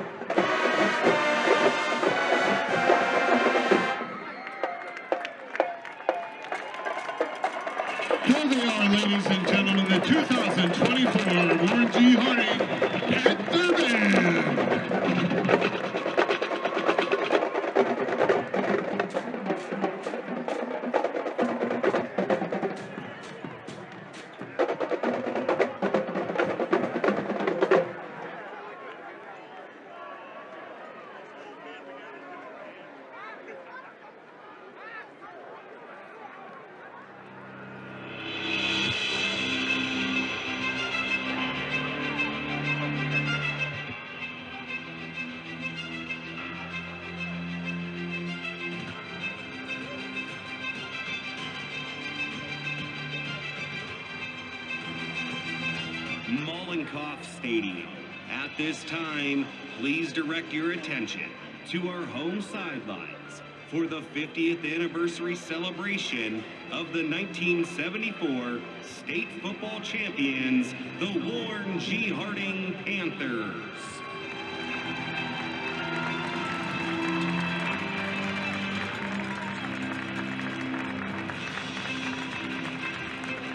Ladies and gentlemen, earlier today we honored the 1974 Panther State Championship team. Before we bring them out one more time and give them a big round of applause, let's take a look at the video board and play that 1974 magical season recap video. They came from all over the east side, from East Junior, Turner Junior, Devon, Willard, Washington, Laird, Garfield, Lincoln, McKinley, Elm Road, and Roosevelt. And they dominated 7th and 8th grade football. And I watched these kids from junior high and East Junior. And I watched them, and I knew then that they were really unusual. We knew back from the 7th and 8th grade that we were something different, something unique, something special. They would go on to create one of Warren, Ohio's greatest football teams. I loved watching the Panthers play as I grew up, and I knew I was going to put that hat on someday. And I knew with this group of guys, we were going to win a championship. The Panthers would win their first 8 games of the season, including 30-6 versus Steubenville, 35-10 versus Massillon, and on October 4th, the game, Reserve versus Harding, Raiders 6, Panthers 20. After a loss versus Canton, they beat Niles and went off to the playoffs with a 9-1 record. Beating Cincinnati Moeller 20-10 in the semi-championship game, Warren was going back to state for the 3rd time in a row. And on November 22nd, 1974, the clock struck 0, and the Panthers would bring home their 2nd championship in 4 years. Oh, it was phenomenal. I mean, people were coming over the sides from the seats. They were running out in the field, grabbing each other, picking people up, falling on each other. It was phenomenal. Coach, we were jumping up and down. I mean, elation. I mean, it's a dream. You know, it's a dream as a kid to go and play for the team that you watched when you were growing up. And now you are on that team with a bunch of other guys that you grew up with and known, and you win a state championship. That's at that time, a dream come true. They are the 1974 Ohio Class AAA champions. They are the Warren G. Harding Panthers.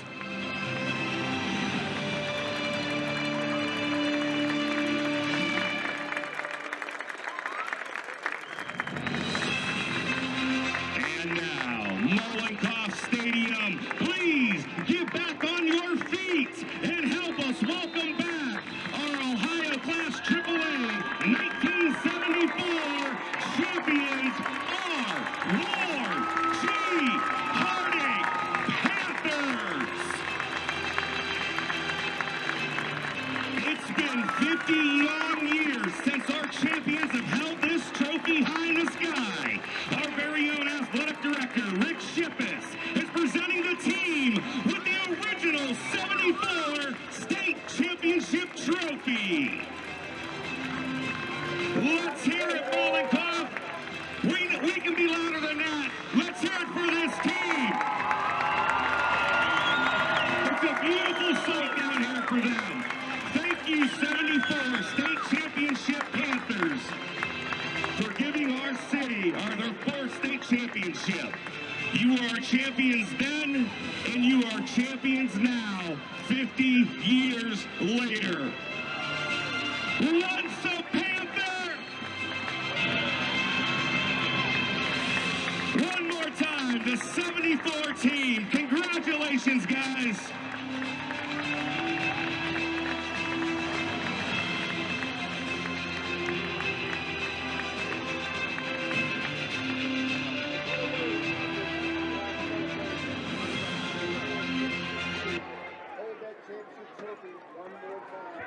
To see the respect that they got, the clapping from the players of today, I'm just speechless at watching the whole scene. Yeah, it was great before the game. You know, the stands after halftime, everybody's filled in here. Pretty much a pretty packed house here tonight to come back here and honor that team. this team's performing great tonight. Just everything couldn't fall better. Beautiful night, beautiful facility, beautiful team to honor. St. V set to kick off to begin this second half of play with the Harding Panthers on top, 19-0.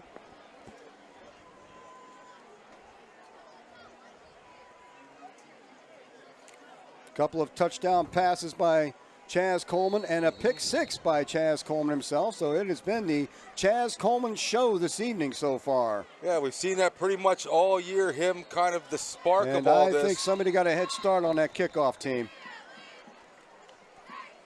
Looks like they're call looked like one of their players was up there a little bit quick before that kick got on the way. You know, interesting. I don't think we've seen the St. V's kicking team thus far. No opportunities in the field goal. First time they were able to kick off. So kind of a guess on what that was going to be. Kicker showed he didn't have a bad leg there. It's going to push him back 5 yards, but the two returners going to have an opportunity here to show what they can do in the open field to start off this second half.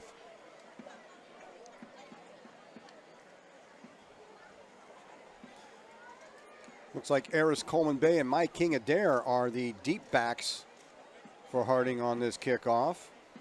Yeah, we've seen Eris over the years. We've seen him take a couple back. Mike King obviously shown the speed to be able to, and the elusiveness to be able to make a couple guys miss and get upfield.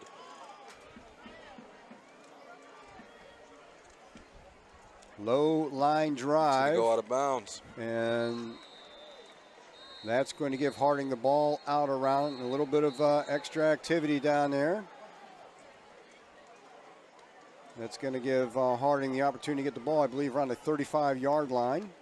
Yeah, some great field position. Now we'll see what the offensive plan is here. We talk about the, the adjustments at halftime. Obviously, Harding struggled to establish the offensive line and to really establish that running game. Once again, you saw a lot of, other than the big 50-yard gain by Mike King Adair to the outside, most of their offensive rushing yards were coming from the quarterback, Chaz Coleman, kind of, tucking that ball and getting upfield. We'll see if the coach tries to establish early here that dominance of the line of scrimmage and get something moving up the middle to kind of work this clock. 19-0, but as we stated, a lot of those points, although may have been scored on the offense, obviously Chaz with the defensive run back, but it was really done by the defense, putting them in position to be able to score. So Harding gets the ball first and 10 at the 40. It's James Jones to open up a quarterback. There's the quick pitch, breaks one tackle. That's Mike King Adair, gets it back almost to the line of scrimmage. Yeah, I talked about at the kickoff. Mike King showing a lot of speed and elusiveness there, right off the bat. Number 23, that was Raiden Cole, sophomore, listed small at 5'7", but able to get upfield and get that penetration to really be able to slow Mike King down. Mike King able to make a guy miss to get it back to the line of scrimmage to bring up this 2nd and 10. 2nd and 10, James Jones by himself in that backfield. He's got 3 receivers up at the top side of the formation, and he's looking over that way. There's the quick hit, trying to bring it around. That's going to result in a loss. That quick pass, trying to bring it inside. Yeah, kind of an extended run play out here where you just kind of get those wide receivers, try to run that screen. Then he's going to bring it back in. Just trying to get the receiver out there in some space, but just not able to sustain those blocks. Going to bring up a long 3rd and 14 for the Panther offense here on the first drive of the second half. Trying to hope that Marcus Crum could shake something loose out there. He wasn't able to do so, so we're looking at 3rd and 14 for the Panther offense. Now they are backed up to their own 36-yard line. And again, a quick pass out to that left side. Again, it's caught. Maybe that was Morgan out there. Devin Morgan. Morgan had the second quarter touchdown on that post play there. Quarterback able to get it out there quick. Corners playing off, gave him a lot of cushion. Able to recognize that, stop on a dime, made one guy miss, but on that 3rd and 14, he was able to pick up, looks like 9, but that's going to bring up the 4th and 5 and bring Chaz back into punt. DeCarlo Prince has done the return duties on these punts for St. Vincent-St. Mary's is going to get one more chance here as Chaz Coleman sets up the punt. Coleman with a high, short kick. Akron's going to let this one bounce out of bounds down there around their own 26-yard line where their offense will take over. So really that Panther offense kind of, unfortunately picks up where it left off in the first half. Not able to get anything really started there. Actually ended up behind the sticks with that 3rd and 14. Decent play to get it out there to the 4th and 5, but it's once again back to the Panther defense back on the field to try to stymie this St. Vincent's offense once again. And as he did at the beginning of the game, William Adamson, the freshman, opening up at quarterback in this second half for St. Vincent-St. Mary's. And I think a little early start this time. That's going to be on the St. V offensive line, I believe. I don't know if St. V drank their Red Bull at halftime, but that's, I think they started out with 2 penalties on the kickoff, 1 false start, 1 out of bounds in their first play from scrimmage. Somebody raring to go just a little bit too early, going to push him behind the sticks here, start out with a 1st and 15. And Adamson looking to throw towards this near sideline, directing a little bit of traffic. That ball is going to be short. It's going to fall incomplete, and that was a dangerous pass. Yeah, he's lucky to get that one back there. He had some pressure out there to the right. You saw kind of the stop and go on the near side of the screen there. But I think that might have been number 10. That was Eris Coleman Bay there, not fooled by it, able to stay with him step for step. Kind of threw that, that jump ball up there. Really lucky to get that one back to live to see 2nd and 15.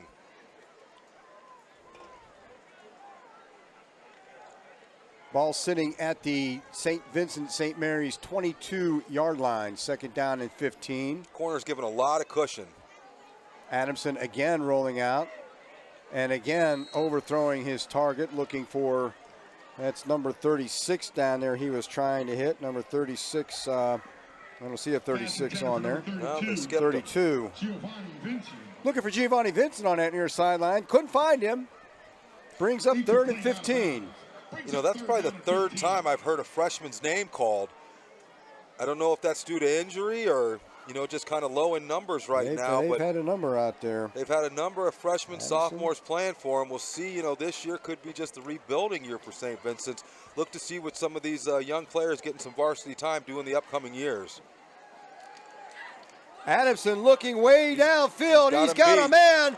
He had it. He had number 13, DeCarlo Prince. Had a step on Eris Coleman Bay, but he could not haul that one in, and that's going to bring up a 4th down and long.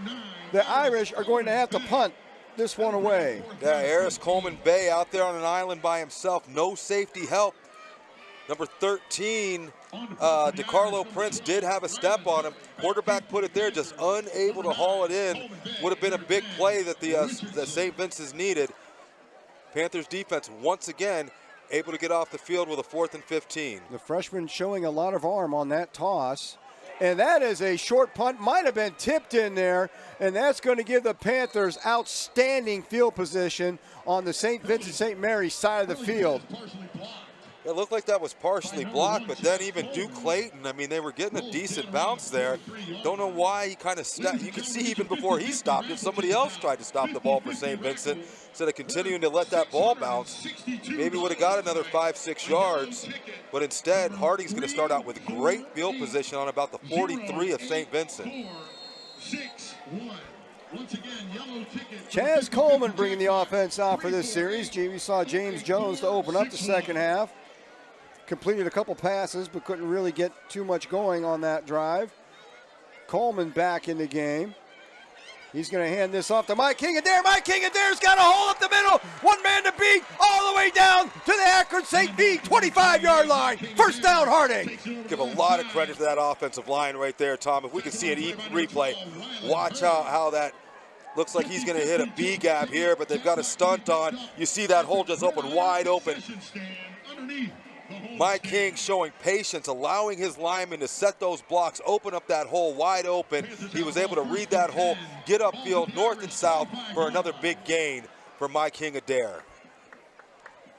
Mike King Adair stays in at running back. gets it again, and again he breaks loose up the middle, and another Harding first down inside the Akron St. V 15-yard line. Another nice run by Mike King-Adair. Watch that blocking up front here.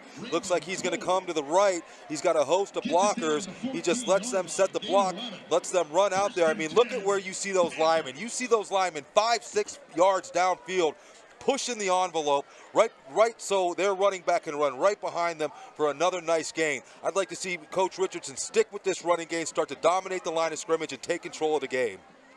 And Mike King-Adair stays in that backfield right behind Chaz Coleman. They're going to call his number one more time, and this time he's going to get stacked up the line of scrimmage. Still manages a gain of 1 or 2, but not quite what he had. That time Akron had him stacked up. Second down in about 8, maybe 9-yard lines from the 13.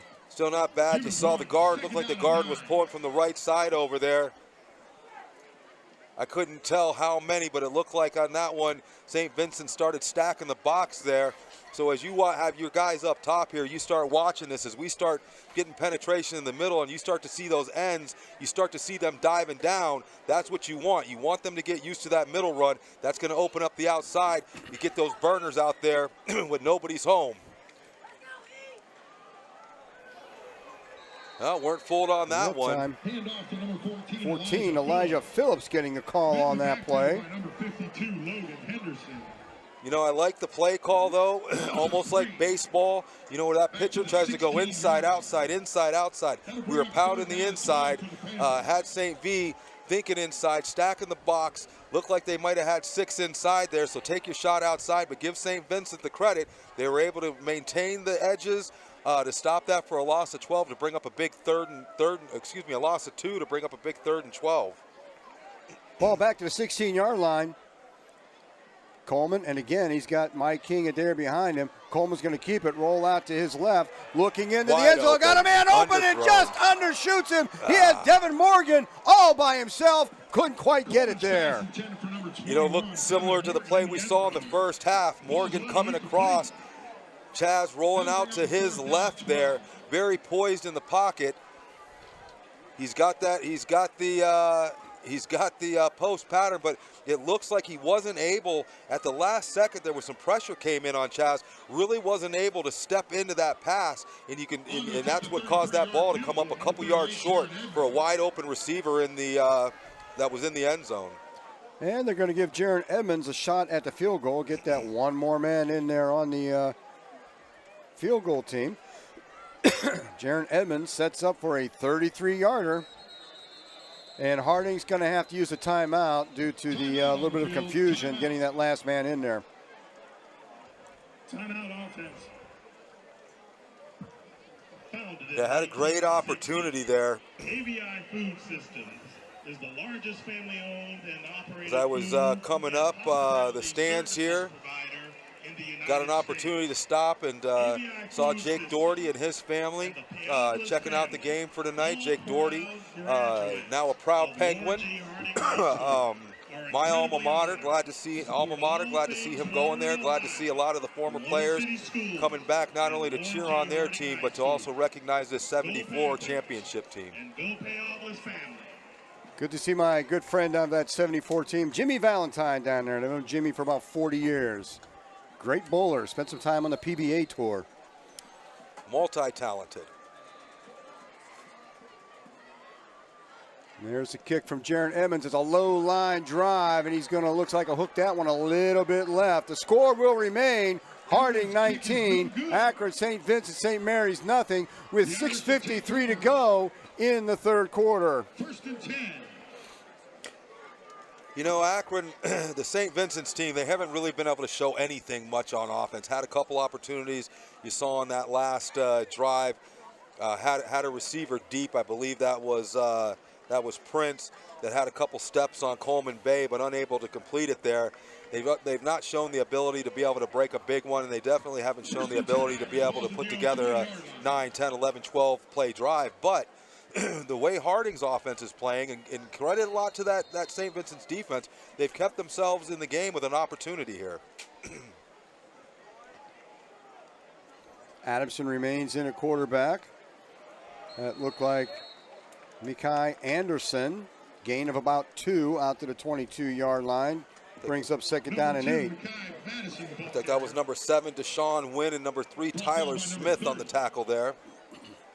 It's Mekhi Madison. Sorry, misspoke the young man's name. Mekhi Madison on that carry. The 5'11", 185-pound senior in at running back right now. Second down and 8.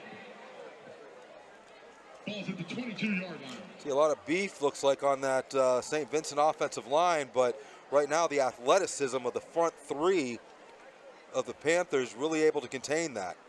Adamson looking at pass. And Addison, he's going to go down in that backfield. Number 5, Braylon Adams with the sack. Like that was Braylon Adams coming in, knifing in there, nobody touching him. A clear path to Adamson, the quarterback, results in a big loss. It is 3rd down and 17, and the Irish find themselves deep in their own territory with a long way to go for a first down. Let me tell you, Braylon Adams comes from the that left outside linebacker spot on a blitz. And, I mean, it wasn't the blind side of the quarterback, but he just happened to be looking the other way. Just a massive hit. Lucky to hold on to the ball to give themselves an opportunity at this 3rd and 17. And the Irish are going to spend the time out now and try to either talk this over or break that defensive momentum that Harding's got going on, or a little bit of both.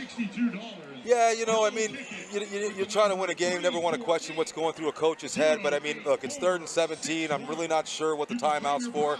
Not a lot of 17-yard plays in the playbook. Obviously want to make sure that you give yourself an opportunity here.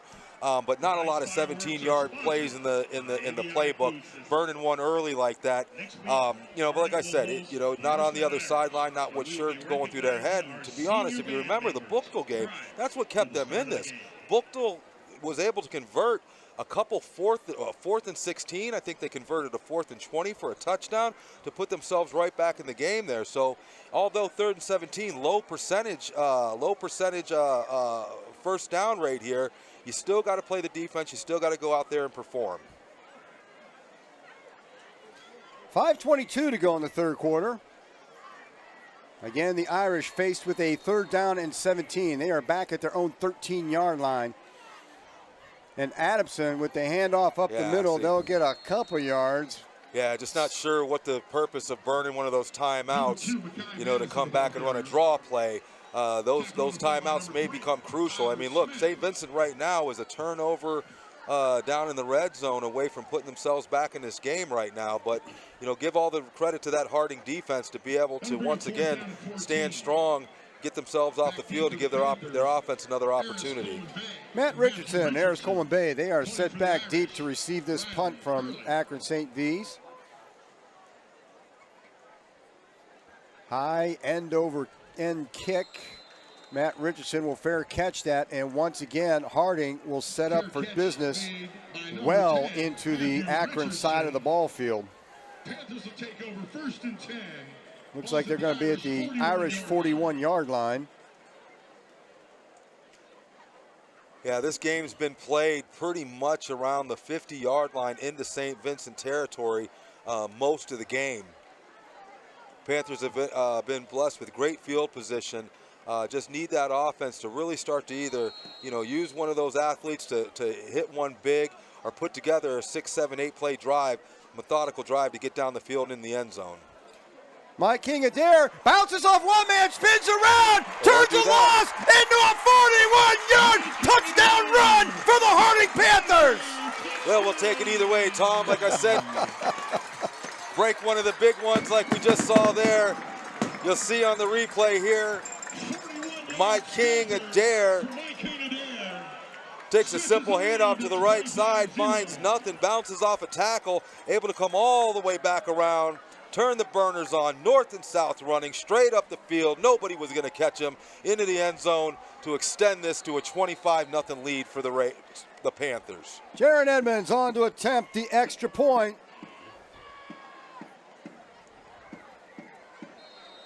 And that kick is up and good, and it is a 26-0 Warren Harding Panther lead over the Irish of Akron St. Vincent-St. Mary's. Mike King-Adair was all stopped up, bounced off, spun off a one tackler, brought it back around the left end, and scampered 41 yards for that Harding touchdown. You know, all night, Tom, we've seen Mr. Adair just kind of one move, one tackle, one angle away from being able to break one. That time he did it the non-conventional way, started to his right, bounced off a tackle, quickly got around that left-hand side, north and south running up the field, just turned on the jets, used his speed to find his way to pay dirt. But all night we've been seeing that, where he's used his, you know, not really big in stature. I think they've got him listed about 165, 75, but obviously got some speed, good footwork, able to just get out there.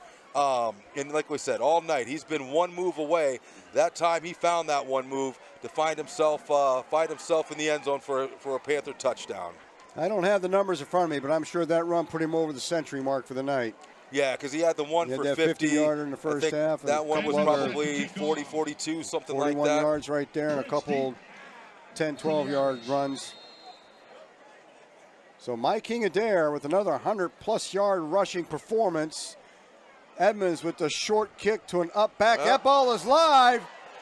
Oh, he's lucky to hold on to that. And covered immediately right there. Akron St. Vincent-St. Mary will start this one from their own 27, 28-yard line. Tackled on the play by number 6. Yeah, this is where it gets real tough for the St. Vincent's team. Obviously down 26 points. You know, 4.5 left. You still got the fourth quarter, but just they haven't been able to show that ability. You know, in order to get back in this game, you're not going to be able to, it's not going to take 11, 12 play drives. They've got to get some big hitters, in which they haven't really shown the ability to do that all night. Give a lot of credit to the Panther defense for that. We'll see if we can get a couple stops, maybe start seeing, get a couple of these younger guys in there for the Panthers to get them some experience. Trying for the run up the middle, and the Harding defensive line is really starting to assert itself right now. That play results in a 2-yard loss back to the 25-yard line. That makes it 2nd down and 12 for the Irish. Once again, calling number 3, Tyler Smith's number. Came in hard for that tackle, and then also he had number 67. Looked like that was Michael Williams. Just nowhere to go. That defense really starting to assert itself on this St. Vincent's offensive line.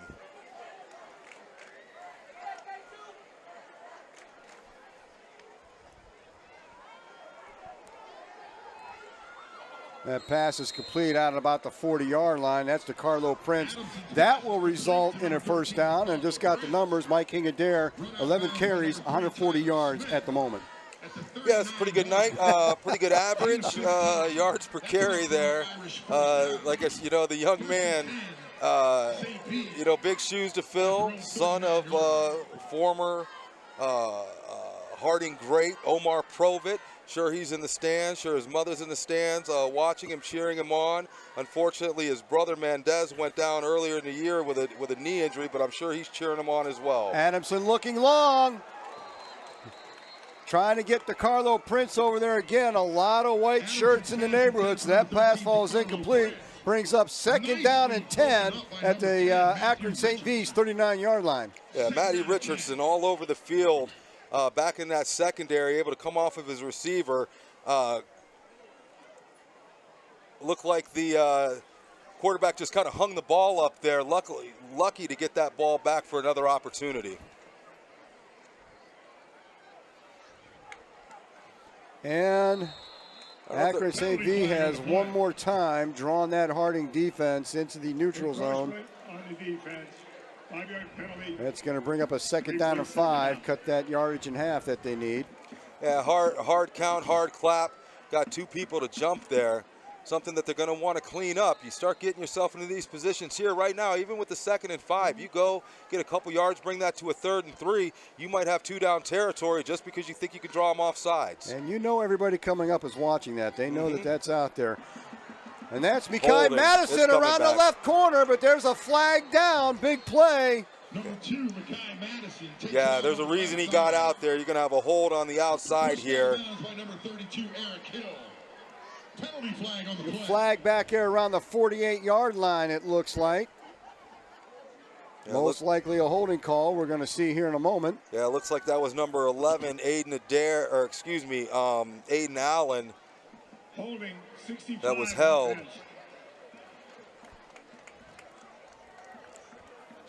Those are real tough penalties right there. You know, St. Vincent looked like they started to have a little bit of continuity to the offense. Started, you know, a little bit of passing game here to the outside, move the sticks. Got a nice penalty to bring them up to that 2nd and 5, open up the playbook there. Then all of a sudden you get hit with that holding penalty, and now you find yourself back behind the sticks at a 2nd and looks like probably going to be about 11 or 12. So looked like a first down well into Harding territory, but they are backed up all the way back to their 38-yard line.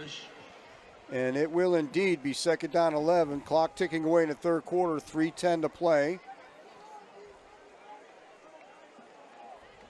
St. Vincent St. Mary's desperately trying to get back in this on the short end of a 26-0 score.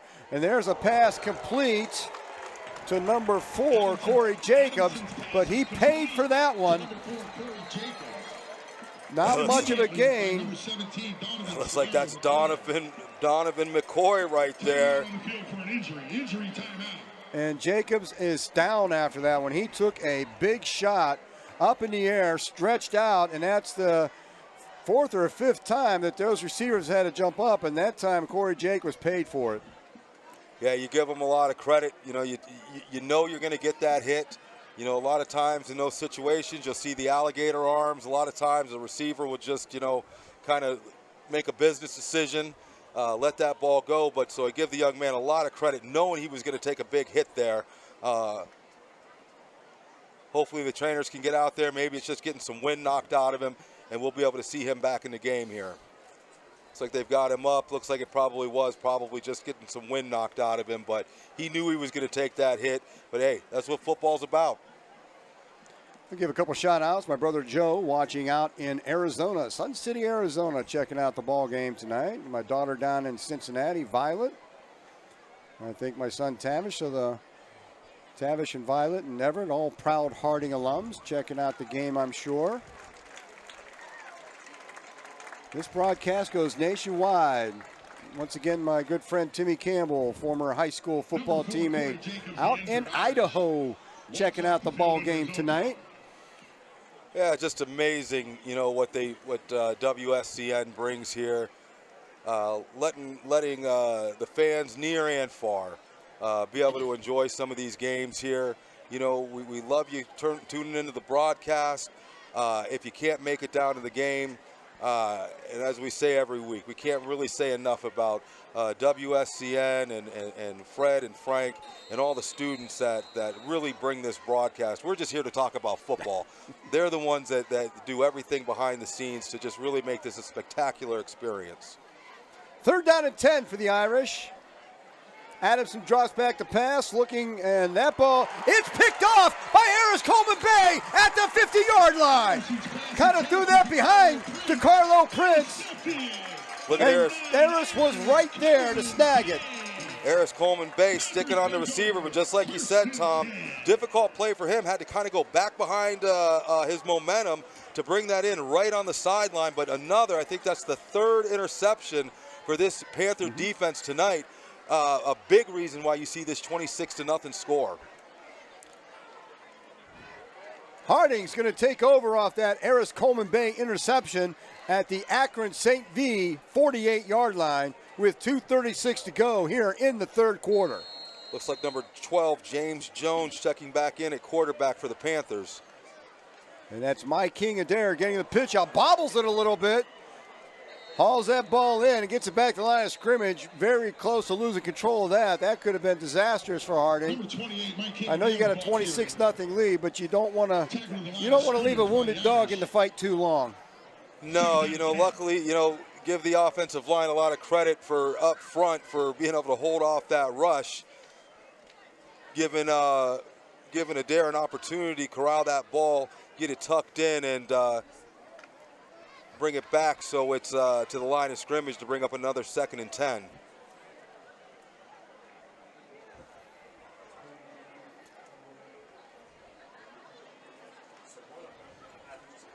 And this time the straight handoff to My King Adair. Fights ahead for about 3 yards up to the 45-yard line. Brings up a 3rd down and 7 for Harding. Clock continues to run here in the 3rd quarter, under 2 minutes to play. Yeah, it looks like they're comfortable with really running a lot of clock here, trying to get themselves into the 4th quarter. Trying to establish that dominance up front. As you can tell, the St. Vincent's defense starting to tire out. The offensive line wanting to impose their will and just continuously, methodically drive this ball down the field and run that clock down. 3rd down and 7. Jones with the quick pass outside. I think let's see who he found over there. He found Jones's pass complete to number 19, Jamari Johnson.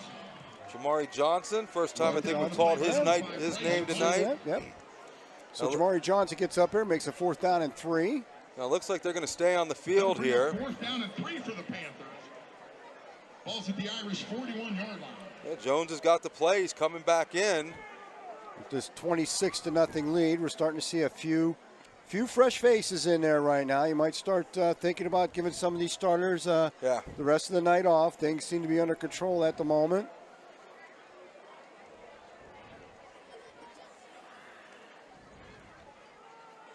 And again, it's My King Adair. Won't quite get to the 1st down. That ball is going to go to Akron, St. Vincent-St. Mary's on downs at the 40-yard line. Yeah, I think Coach Richardson's real comfortable, specifically with not a combination of what he's seen out of his defense tonight, as well as the ineffectiveness of the Irish offense to be able to really advance the ball in any meaningful way here. You know, they've been able to hit a couple plays here and there, but nothing that's really put any type of honest pressure on this defense. So I think he was real comfortable, you know, with the ball being at the St. V's 40-yard line to go for that and putting it back into his defense's hands to be able to get the stop and get off the field.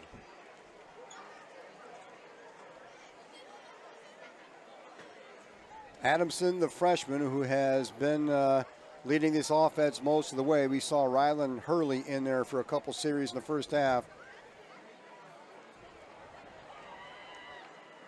And that looks like Christian Culler once again. And again, a little bit of chippiness going on that far sideline. This is not the time for that.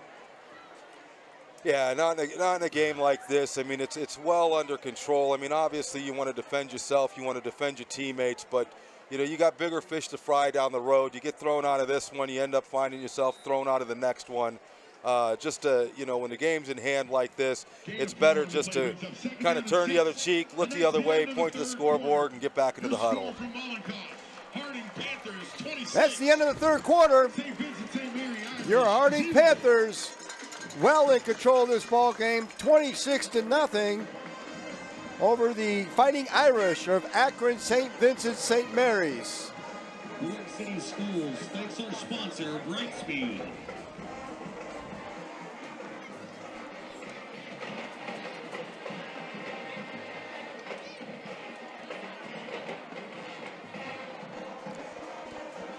We switch over the quarters. Got a couple events that I'm aware of tomorrow. I know the Oktoberfest put on by the Trumbull County Historical Society will be down at Courthouse Square. I think that starts around the 5 o'clock hour.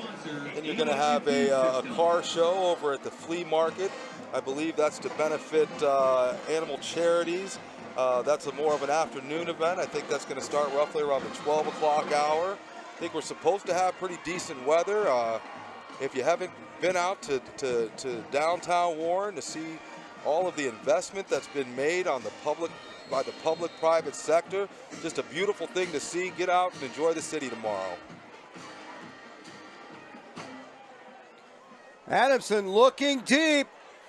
Oh, he had DeCarlo Prince in and out of his hands. Adamson's pass intended for number 13. Harris Coleman Bay on the coverage. That was a nice pass from Adamson right there, and Nice coverage. DeCarlo Prince simply couldn't haul that one in, but that was right on target. Yeah, at the last second, that looked like, I couldn't tell if that was 22 Michael McDonald or if that was 32 Eric Hill.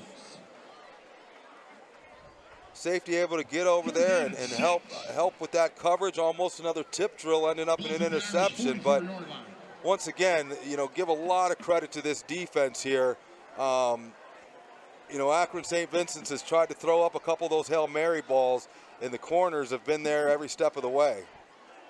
Adamson again, another high pass looking for number 32, Giovanni Vincent over there. And I think those receivers are going to get back in the huddle and say, hey, get that ball down a little bit here. Yeah, you're putting those receivers in no man's land there. And I do want to make note that number 32, Eric Hill, they've got him listed as a freshman. So coach is taking the opportunity to, you know, of this game and this score to really start building on the future, even getting some of the freshmen in on the action, getting them under the lights of Mollenkoff here. 4th and 6, and St. V's is going to have to punt. Matt Richardson, Aris Coleman Bay, they are setting up on the 20-yard line to return this one.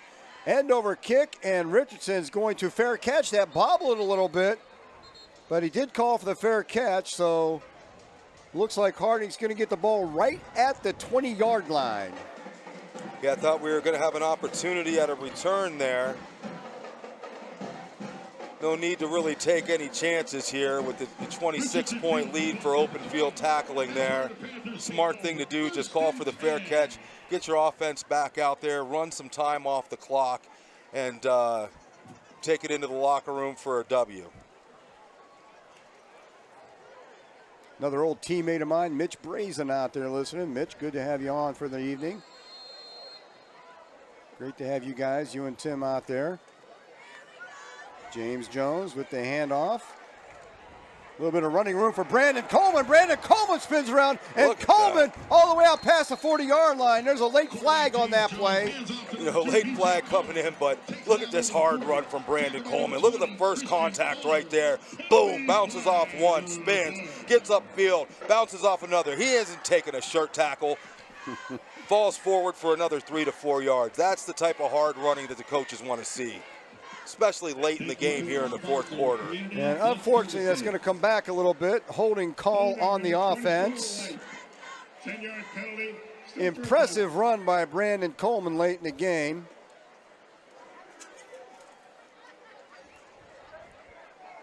Yeah, as a coach, you love to see when they want to go out there and they want to try to shirt tackle one of your running backs, and he just drags them along. That speaks volumes to the work done during the offseason. That speaks to the determination of the running back. I mean, that is how programs are built right there. We've talked about Brandon before, 6 foot, 200 pounds. He is a big running back. If he gets himself going, he is tough to bring down.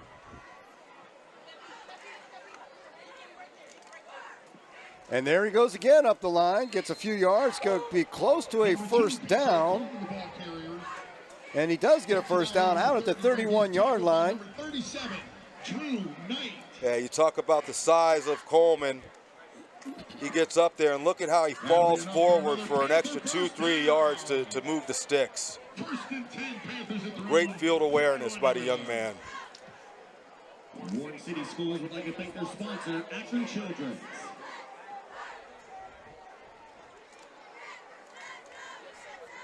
James Jones, a sophomore, getting a lot of time in tonight. That can only pay benefits in the long run for this Harding program. Jazz Coleman getting a break there. Certainly a deserved break for Jazz Coleman tonight. Yeah, you know, every year, you know, you're going to have the guy, right? And this year, absolutely, without a question, the guy is Chaz Coleman. You know, doing it on the offensive side, obviously. But I would say his defensive efforts probably match or might even be more than what you've been seeing him do on offense. But he's the one who sets the tone out here. There's Coleman one more time, and Coleman is just bouncing off people as he drives that first down or second down carry ahead about 5 yards. Tackle on the play by number 50, Charles Brown. Yeah, Coleman getting the bulk of the carries here. Getting behind that line, who's starting to establish its dominance up front. He's taking his time in the backfield, letting them get those blocks established. You know, they say it doesn't matter how fast the running back is, it's got to be in sync with the line. You got to give them an opportunity to get those blocks down. Sometimes that's not going to allow for the big gainer, but we'll take 5 yards of play. 3rd and 5. Coleman again. And this time, Coleman drives ahead for another Harding first down, out to the 49-yard line. Call it the 44. Listen, you got to love everything about what you're seeing with this running back right now. As you see, straight up the middle, you know, the yak, those yards after contact. I mean, he's not going down. He's refusing to go down on first contact. 1st and 10 at the Harding 44.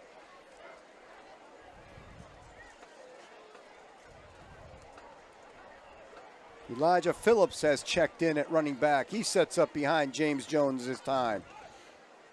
And Elijah Phillips is going to get the call. Nice. And Elijah Phillips gets through that line of scrimmage. He gets a first down and a lot more inside the Akron St. 40-yard line. Elijah Phillips coming in. Some fresh legs, going to try the outside there. You see a lot of running backs try to stretch that all the way to the outside, thinking that they can beat everybody to the corner. He planted that left leg, got north and south, was able to make a guy move and move the chains. Elijah Phillips all the way down to the Akron 38-yard line.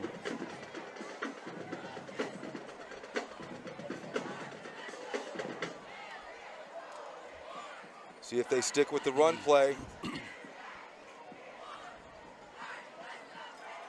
Oh. Phillips again picks up maybe one on that play. Dive up the middle. Brought down by number 37, Drew Knight. Brandon Coleman checking back in.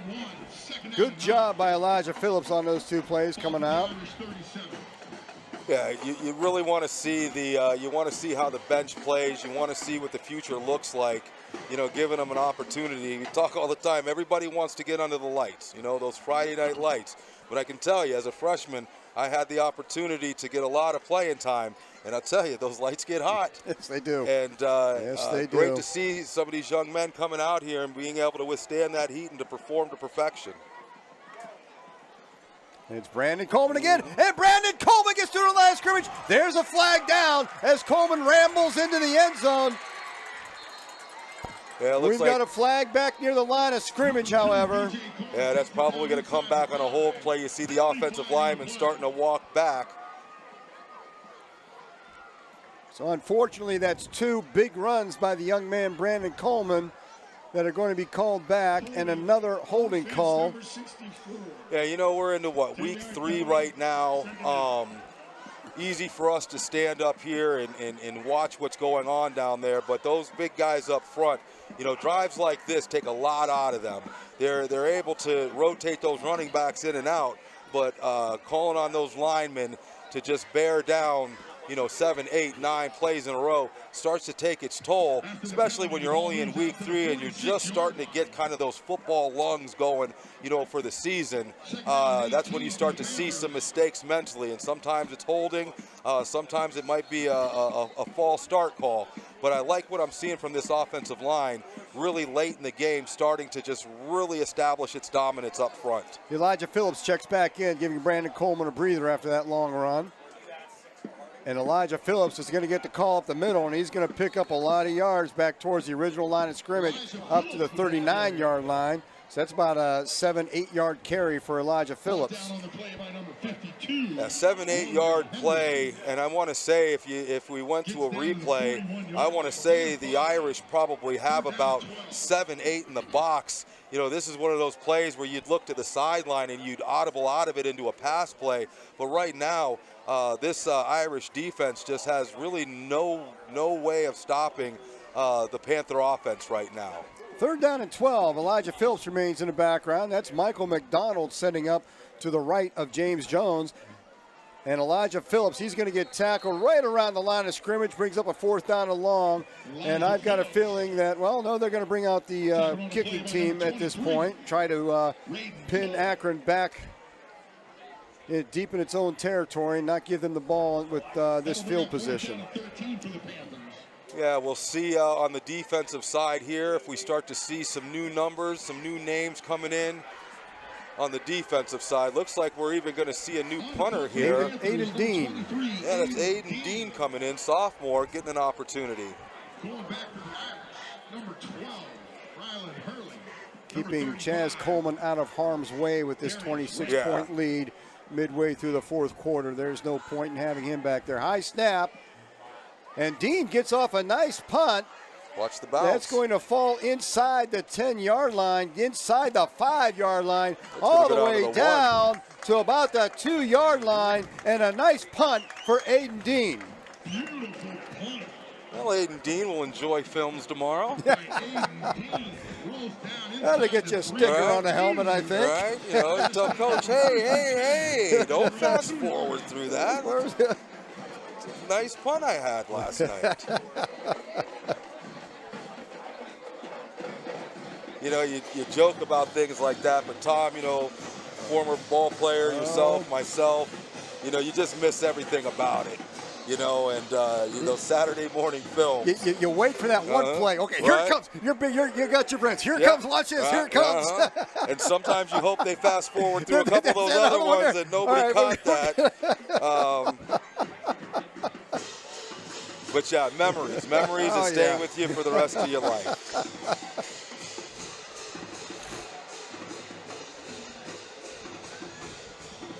Adamson has been the quarterback the whole way through the second half for the Irish. There's a handoff up the middle for a couple. I think we're going to see a face mask on that play, though, the way the running back went down. So that's going to get that'll get the Irish out of the shadow of their own end zone. Yeah, and you can tell you've got some of the second team, maybe some of the JV getting an opportunity to play right now. Penalty going to help the Irish out of Aiden Dean's amazing punt down to the 2-yard line. It's going to bail them out. That's going to give the Irish a first down out around the 19-yard line. Clock ticking, 5:45 to go in the ball game this evening. Adamson rolls out to his right, being chased. Big block back there. Gets a pass complete around the line of scrimmage, so maybe a yard gain on that. Yeah, nice pickup at the end there. I think that might have been 52. Hamza, we're going to say Hamza, freshman, 5'9", another freshman getting some playing time for St. Vincent Irish tonight. Really saved his quarterback on that one. That might be his play of films tomorrow morning. Yeah. Second down and 8 for the Irish. They're at their own 21-yard line. Adams, tipped up. He's had several passes tipped. A couple of them fell into Panther defensive players' hands, but this one falls to the ground, brings up a third down and 8. Ball remains at the 21-yard line. Listen, that might have been, I think that was 23 Aiden Dean. Aiden Dean making a name for himself late in the game. Big punt, gets his hands up, knocks down a pass. Look, this is what, you know, you take out the first string, you bring in the second string, and you think, okay, on the other side. No, these kids are fresh, and they're trying to make a name for themselves. They're trying to get a spot. You know, you got that shutout out there, and you don't want to be the, That's a punt. That's, Matt Richardson was going to run that one down, but you know, you got a shutout going. You don't want to come out and give that up. Right. And so, you know, even though you got the game's well in hand, no, there's pride involved. You got something to play for out there. You got future playing time to play for, and you want to keep that. You want to keep that donut on the board. Oh, absolutely. I mean, you saw that Matty Richardson's been in the whole game, looking like Ken Griffey Jr. out in center field there, trying to chase down that ball. No give up to any of these players. And they're not even going to put anybody back deep for this, not take any chances. And that's going to take a Harding bounce to about the 43-yard line, and that's where Harding will set up with 4:40 to play. I think it's a safe bet. We'll continue seeing James Jones at quarterback. Yeah, absolutely. I think you're going to see a healthy dose of running. See if we can get some of those younger offensive linemen in there as well. Try to just run this clock out with 4:40 left. Looks like we've even got number 16. That's number 16. Asa Birch. Young Asa Birch, great family line there, son of Alfie Birch. Coach Alfie Birch, Pastor Alfie Birch.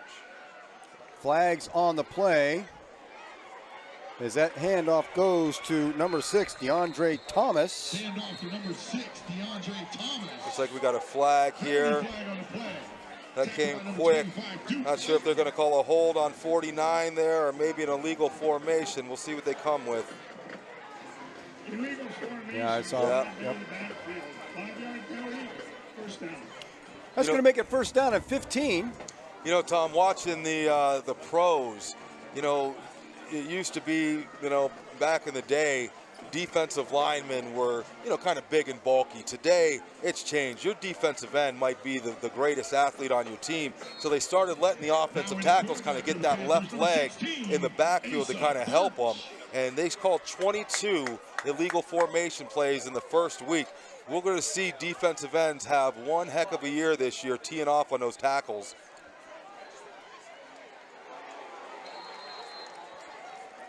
Hard run down there on the near sideline. That was again number 6, DeAndre Thomas. DeAndre Thomas. Down at the 39. Gain of 4 brings up third down at 6. Get some opportunity there. Third down at 6 for the Panther offense. 3:45 to play in the game. Once again, young Asa Birch in at quarterback.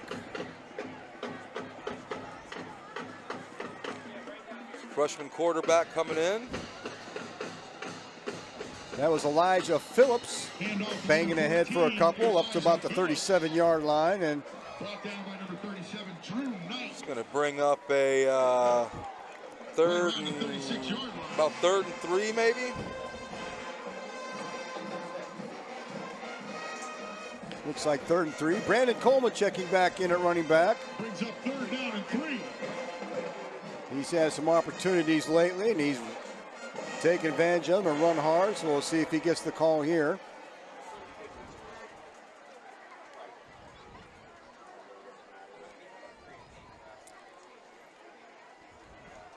And St. V brought everybody, including the band, on that play, and Coleman had nowhere to go. Yeah, pretty confident. You know, they're just going to try to run the ball out. So, you know, you're going to stack the line of scrimmage, put 8-9 in the box to try to stop it. I think Harding's perfectly fine with dropping their punter back there. Well, looks like Ace is coming back out on the field, so 4th and 4. See if they give Ace an opportunity, maybe a little play action here. Coleman looks to be a little shaken up. He's going to bring himself off the field. And he's going to go down there at the 45. I can't. Timeout on the field. Injury timeout. I'm not sure if it was a cramp or if he was holding his arm. He kind of went down like he cramped up there on his way to the sidelines. You know, Tom, we shall see. We've got 2 minutes and 10 seconds left, so I'm not going to jinx us. But, you know, going into this year, a lot of questions, expectations. We can see the physical, you know, differences just, you know, in the field, the investment that's been made in. But obviously, you know, thank you to Steve Arnold for the years that he put in and dedicated to this program and the young men that he was able to coach. He was able to move on. And a new era started with Coach Richardson, and so he had to come in and brought a lot of new coaches in, and had to establish, you know, his style and his brand of football.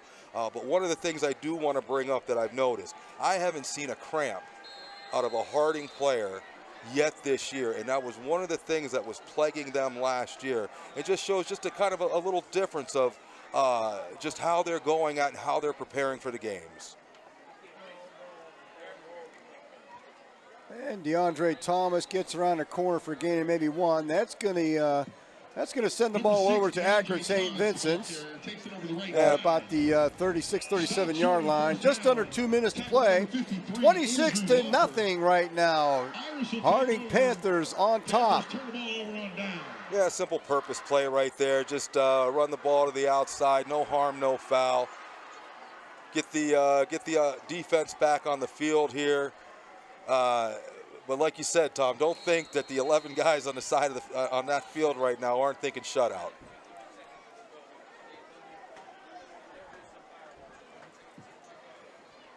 First and 10 Irish, balls at their own 37-yard line.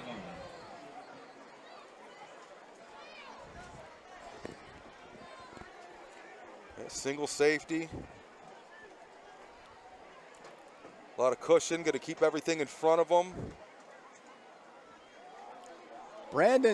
Christian Color gets the call, and he is met immediately. That's going to be about a yard loss right there. It looked like that was number 52. Oh, sorry. Oh, that was my buddy, Eddie Grubbs. Eddie Grubbs last week named Scout Team Player of the Year. He's shown a lot of potential through his years.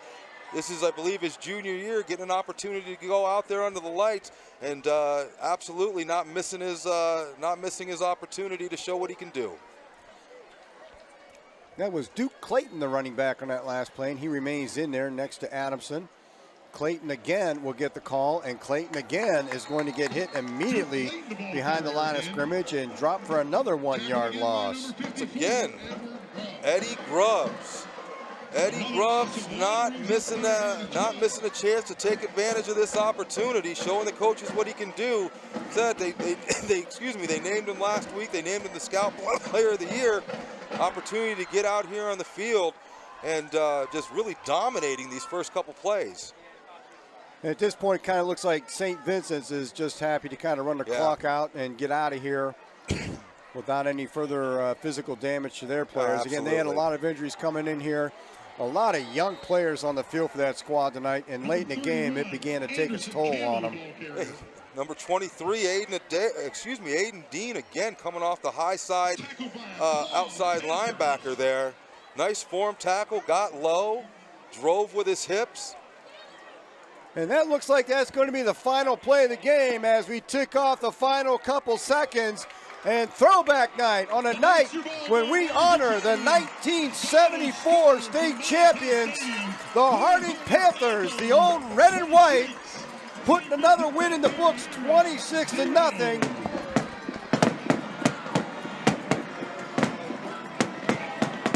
And a great tribute to those former champions. They get to come out tonight and see an impressive win by the Panthers of 2024. No, absolutely, Tom. I mean, being able to perform the way they did tonight in front of that 1974 team, I'm sure there's a pride that's within them right now. I'm sure there's a pride within those 1974 championship players. Perfect night. They were able to get out, minimal injuries. Everybody should be good for next week. 3-1. Yes. 3-1 now, right? 3-1. 3-1. 3-game winning streak. I think we're going to see a different Irish team next week, I think it's going to be a little bit more competitive when the Youngstown Ursuline Irish come to town next Friday. Yeah, Ursuline always a great program, always a great game between these two teams. But, you know, this is what you wanted going into this. Obviously, you know, you got to fix some things on the offense. You want to see a little more continuity. You want to be able to see, you know, them be able to put together those 10, 11, 12, you know, play drives. But they did what they had to do tonight. They did what they had to do to get the win. Give a lot of credit to that defense for pitching this shutout, and it was truly a team effort. We saw some freshmen, we saw some sophomores, we saw Chaz do what he's doing. We saw his brother Coleman in the backfield. We saw Mr. My King Adair continued from what we saw the last time he was on this field against Bookdale. I think he ended up with probably about $150 rushing. Those corners showed up all night. The coaches have shown that they're not afraid to leave those corners out there on an island and let them perform. Just an all-around team win, what they needed going into this big week against Ursuline. So once again, your final score from Panthertown, USA this week. The Harding Panthers, 26. The Fighting Irish of Akron, St. Vincent-St. Mary's, nothing. And that'll about do it for us from Molotov. Eddie, always a pleasure. Love being up here with you. One of the most favorite things I get to do. Many thanks again to Fred Whitaker and his crew. An outstanding job.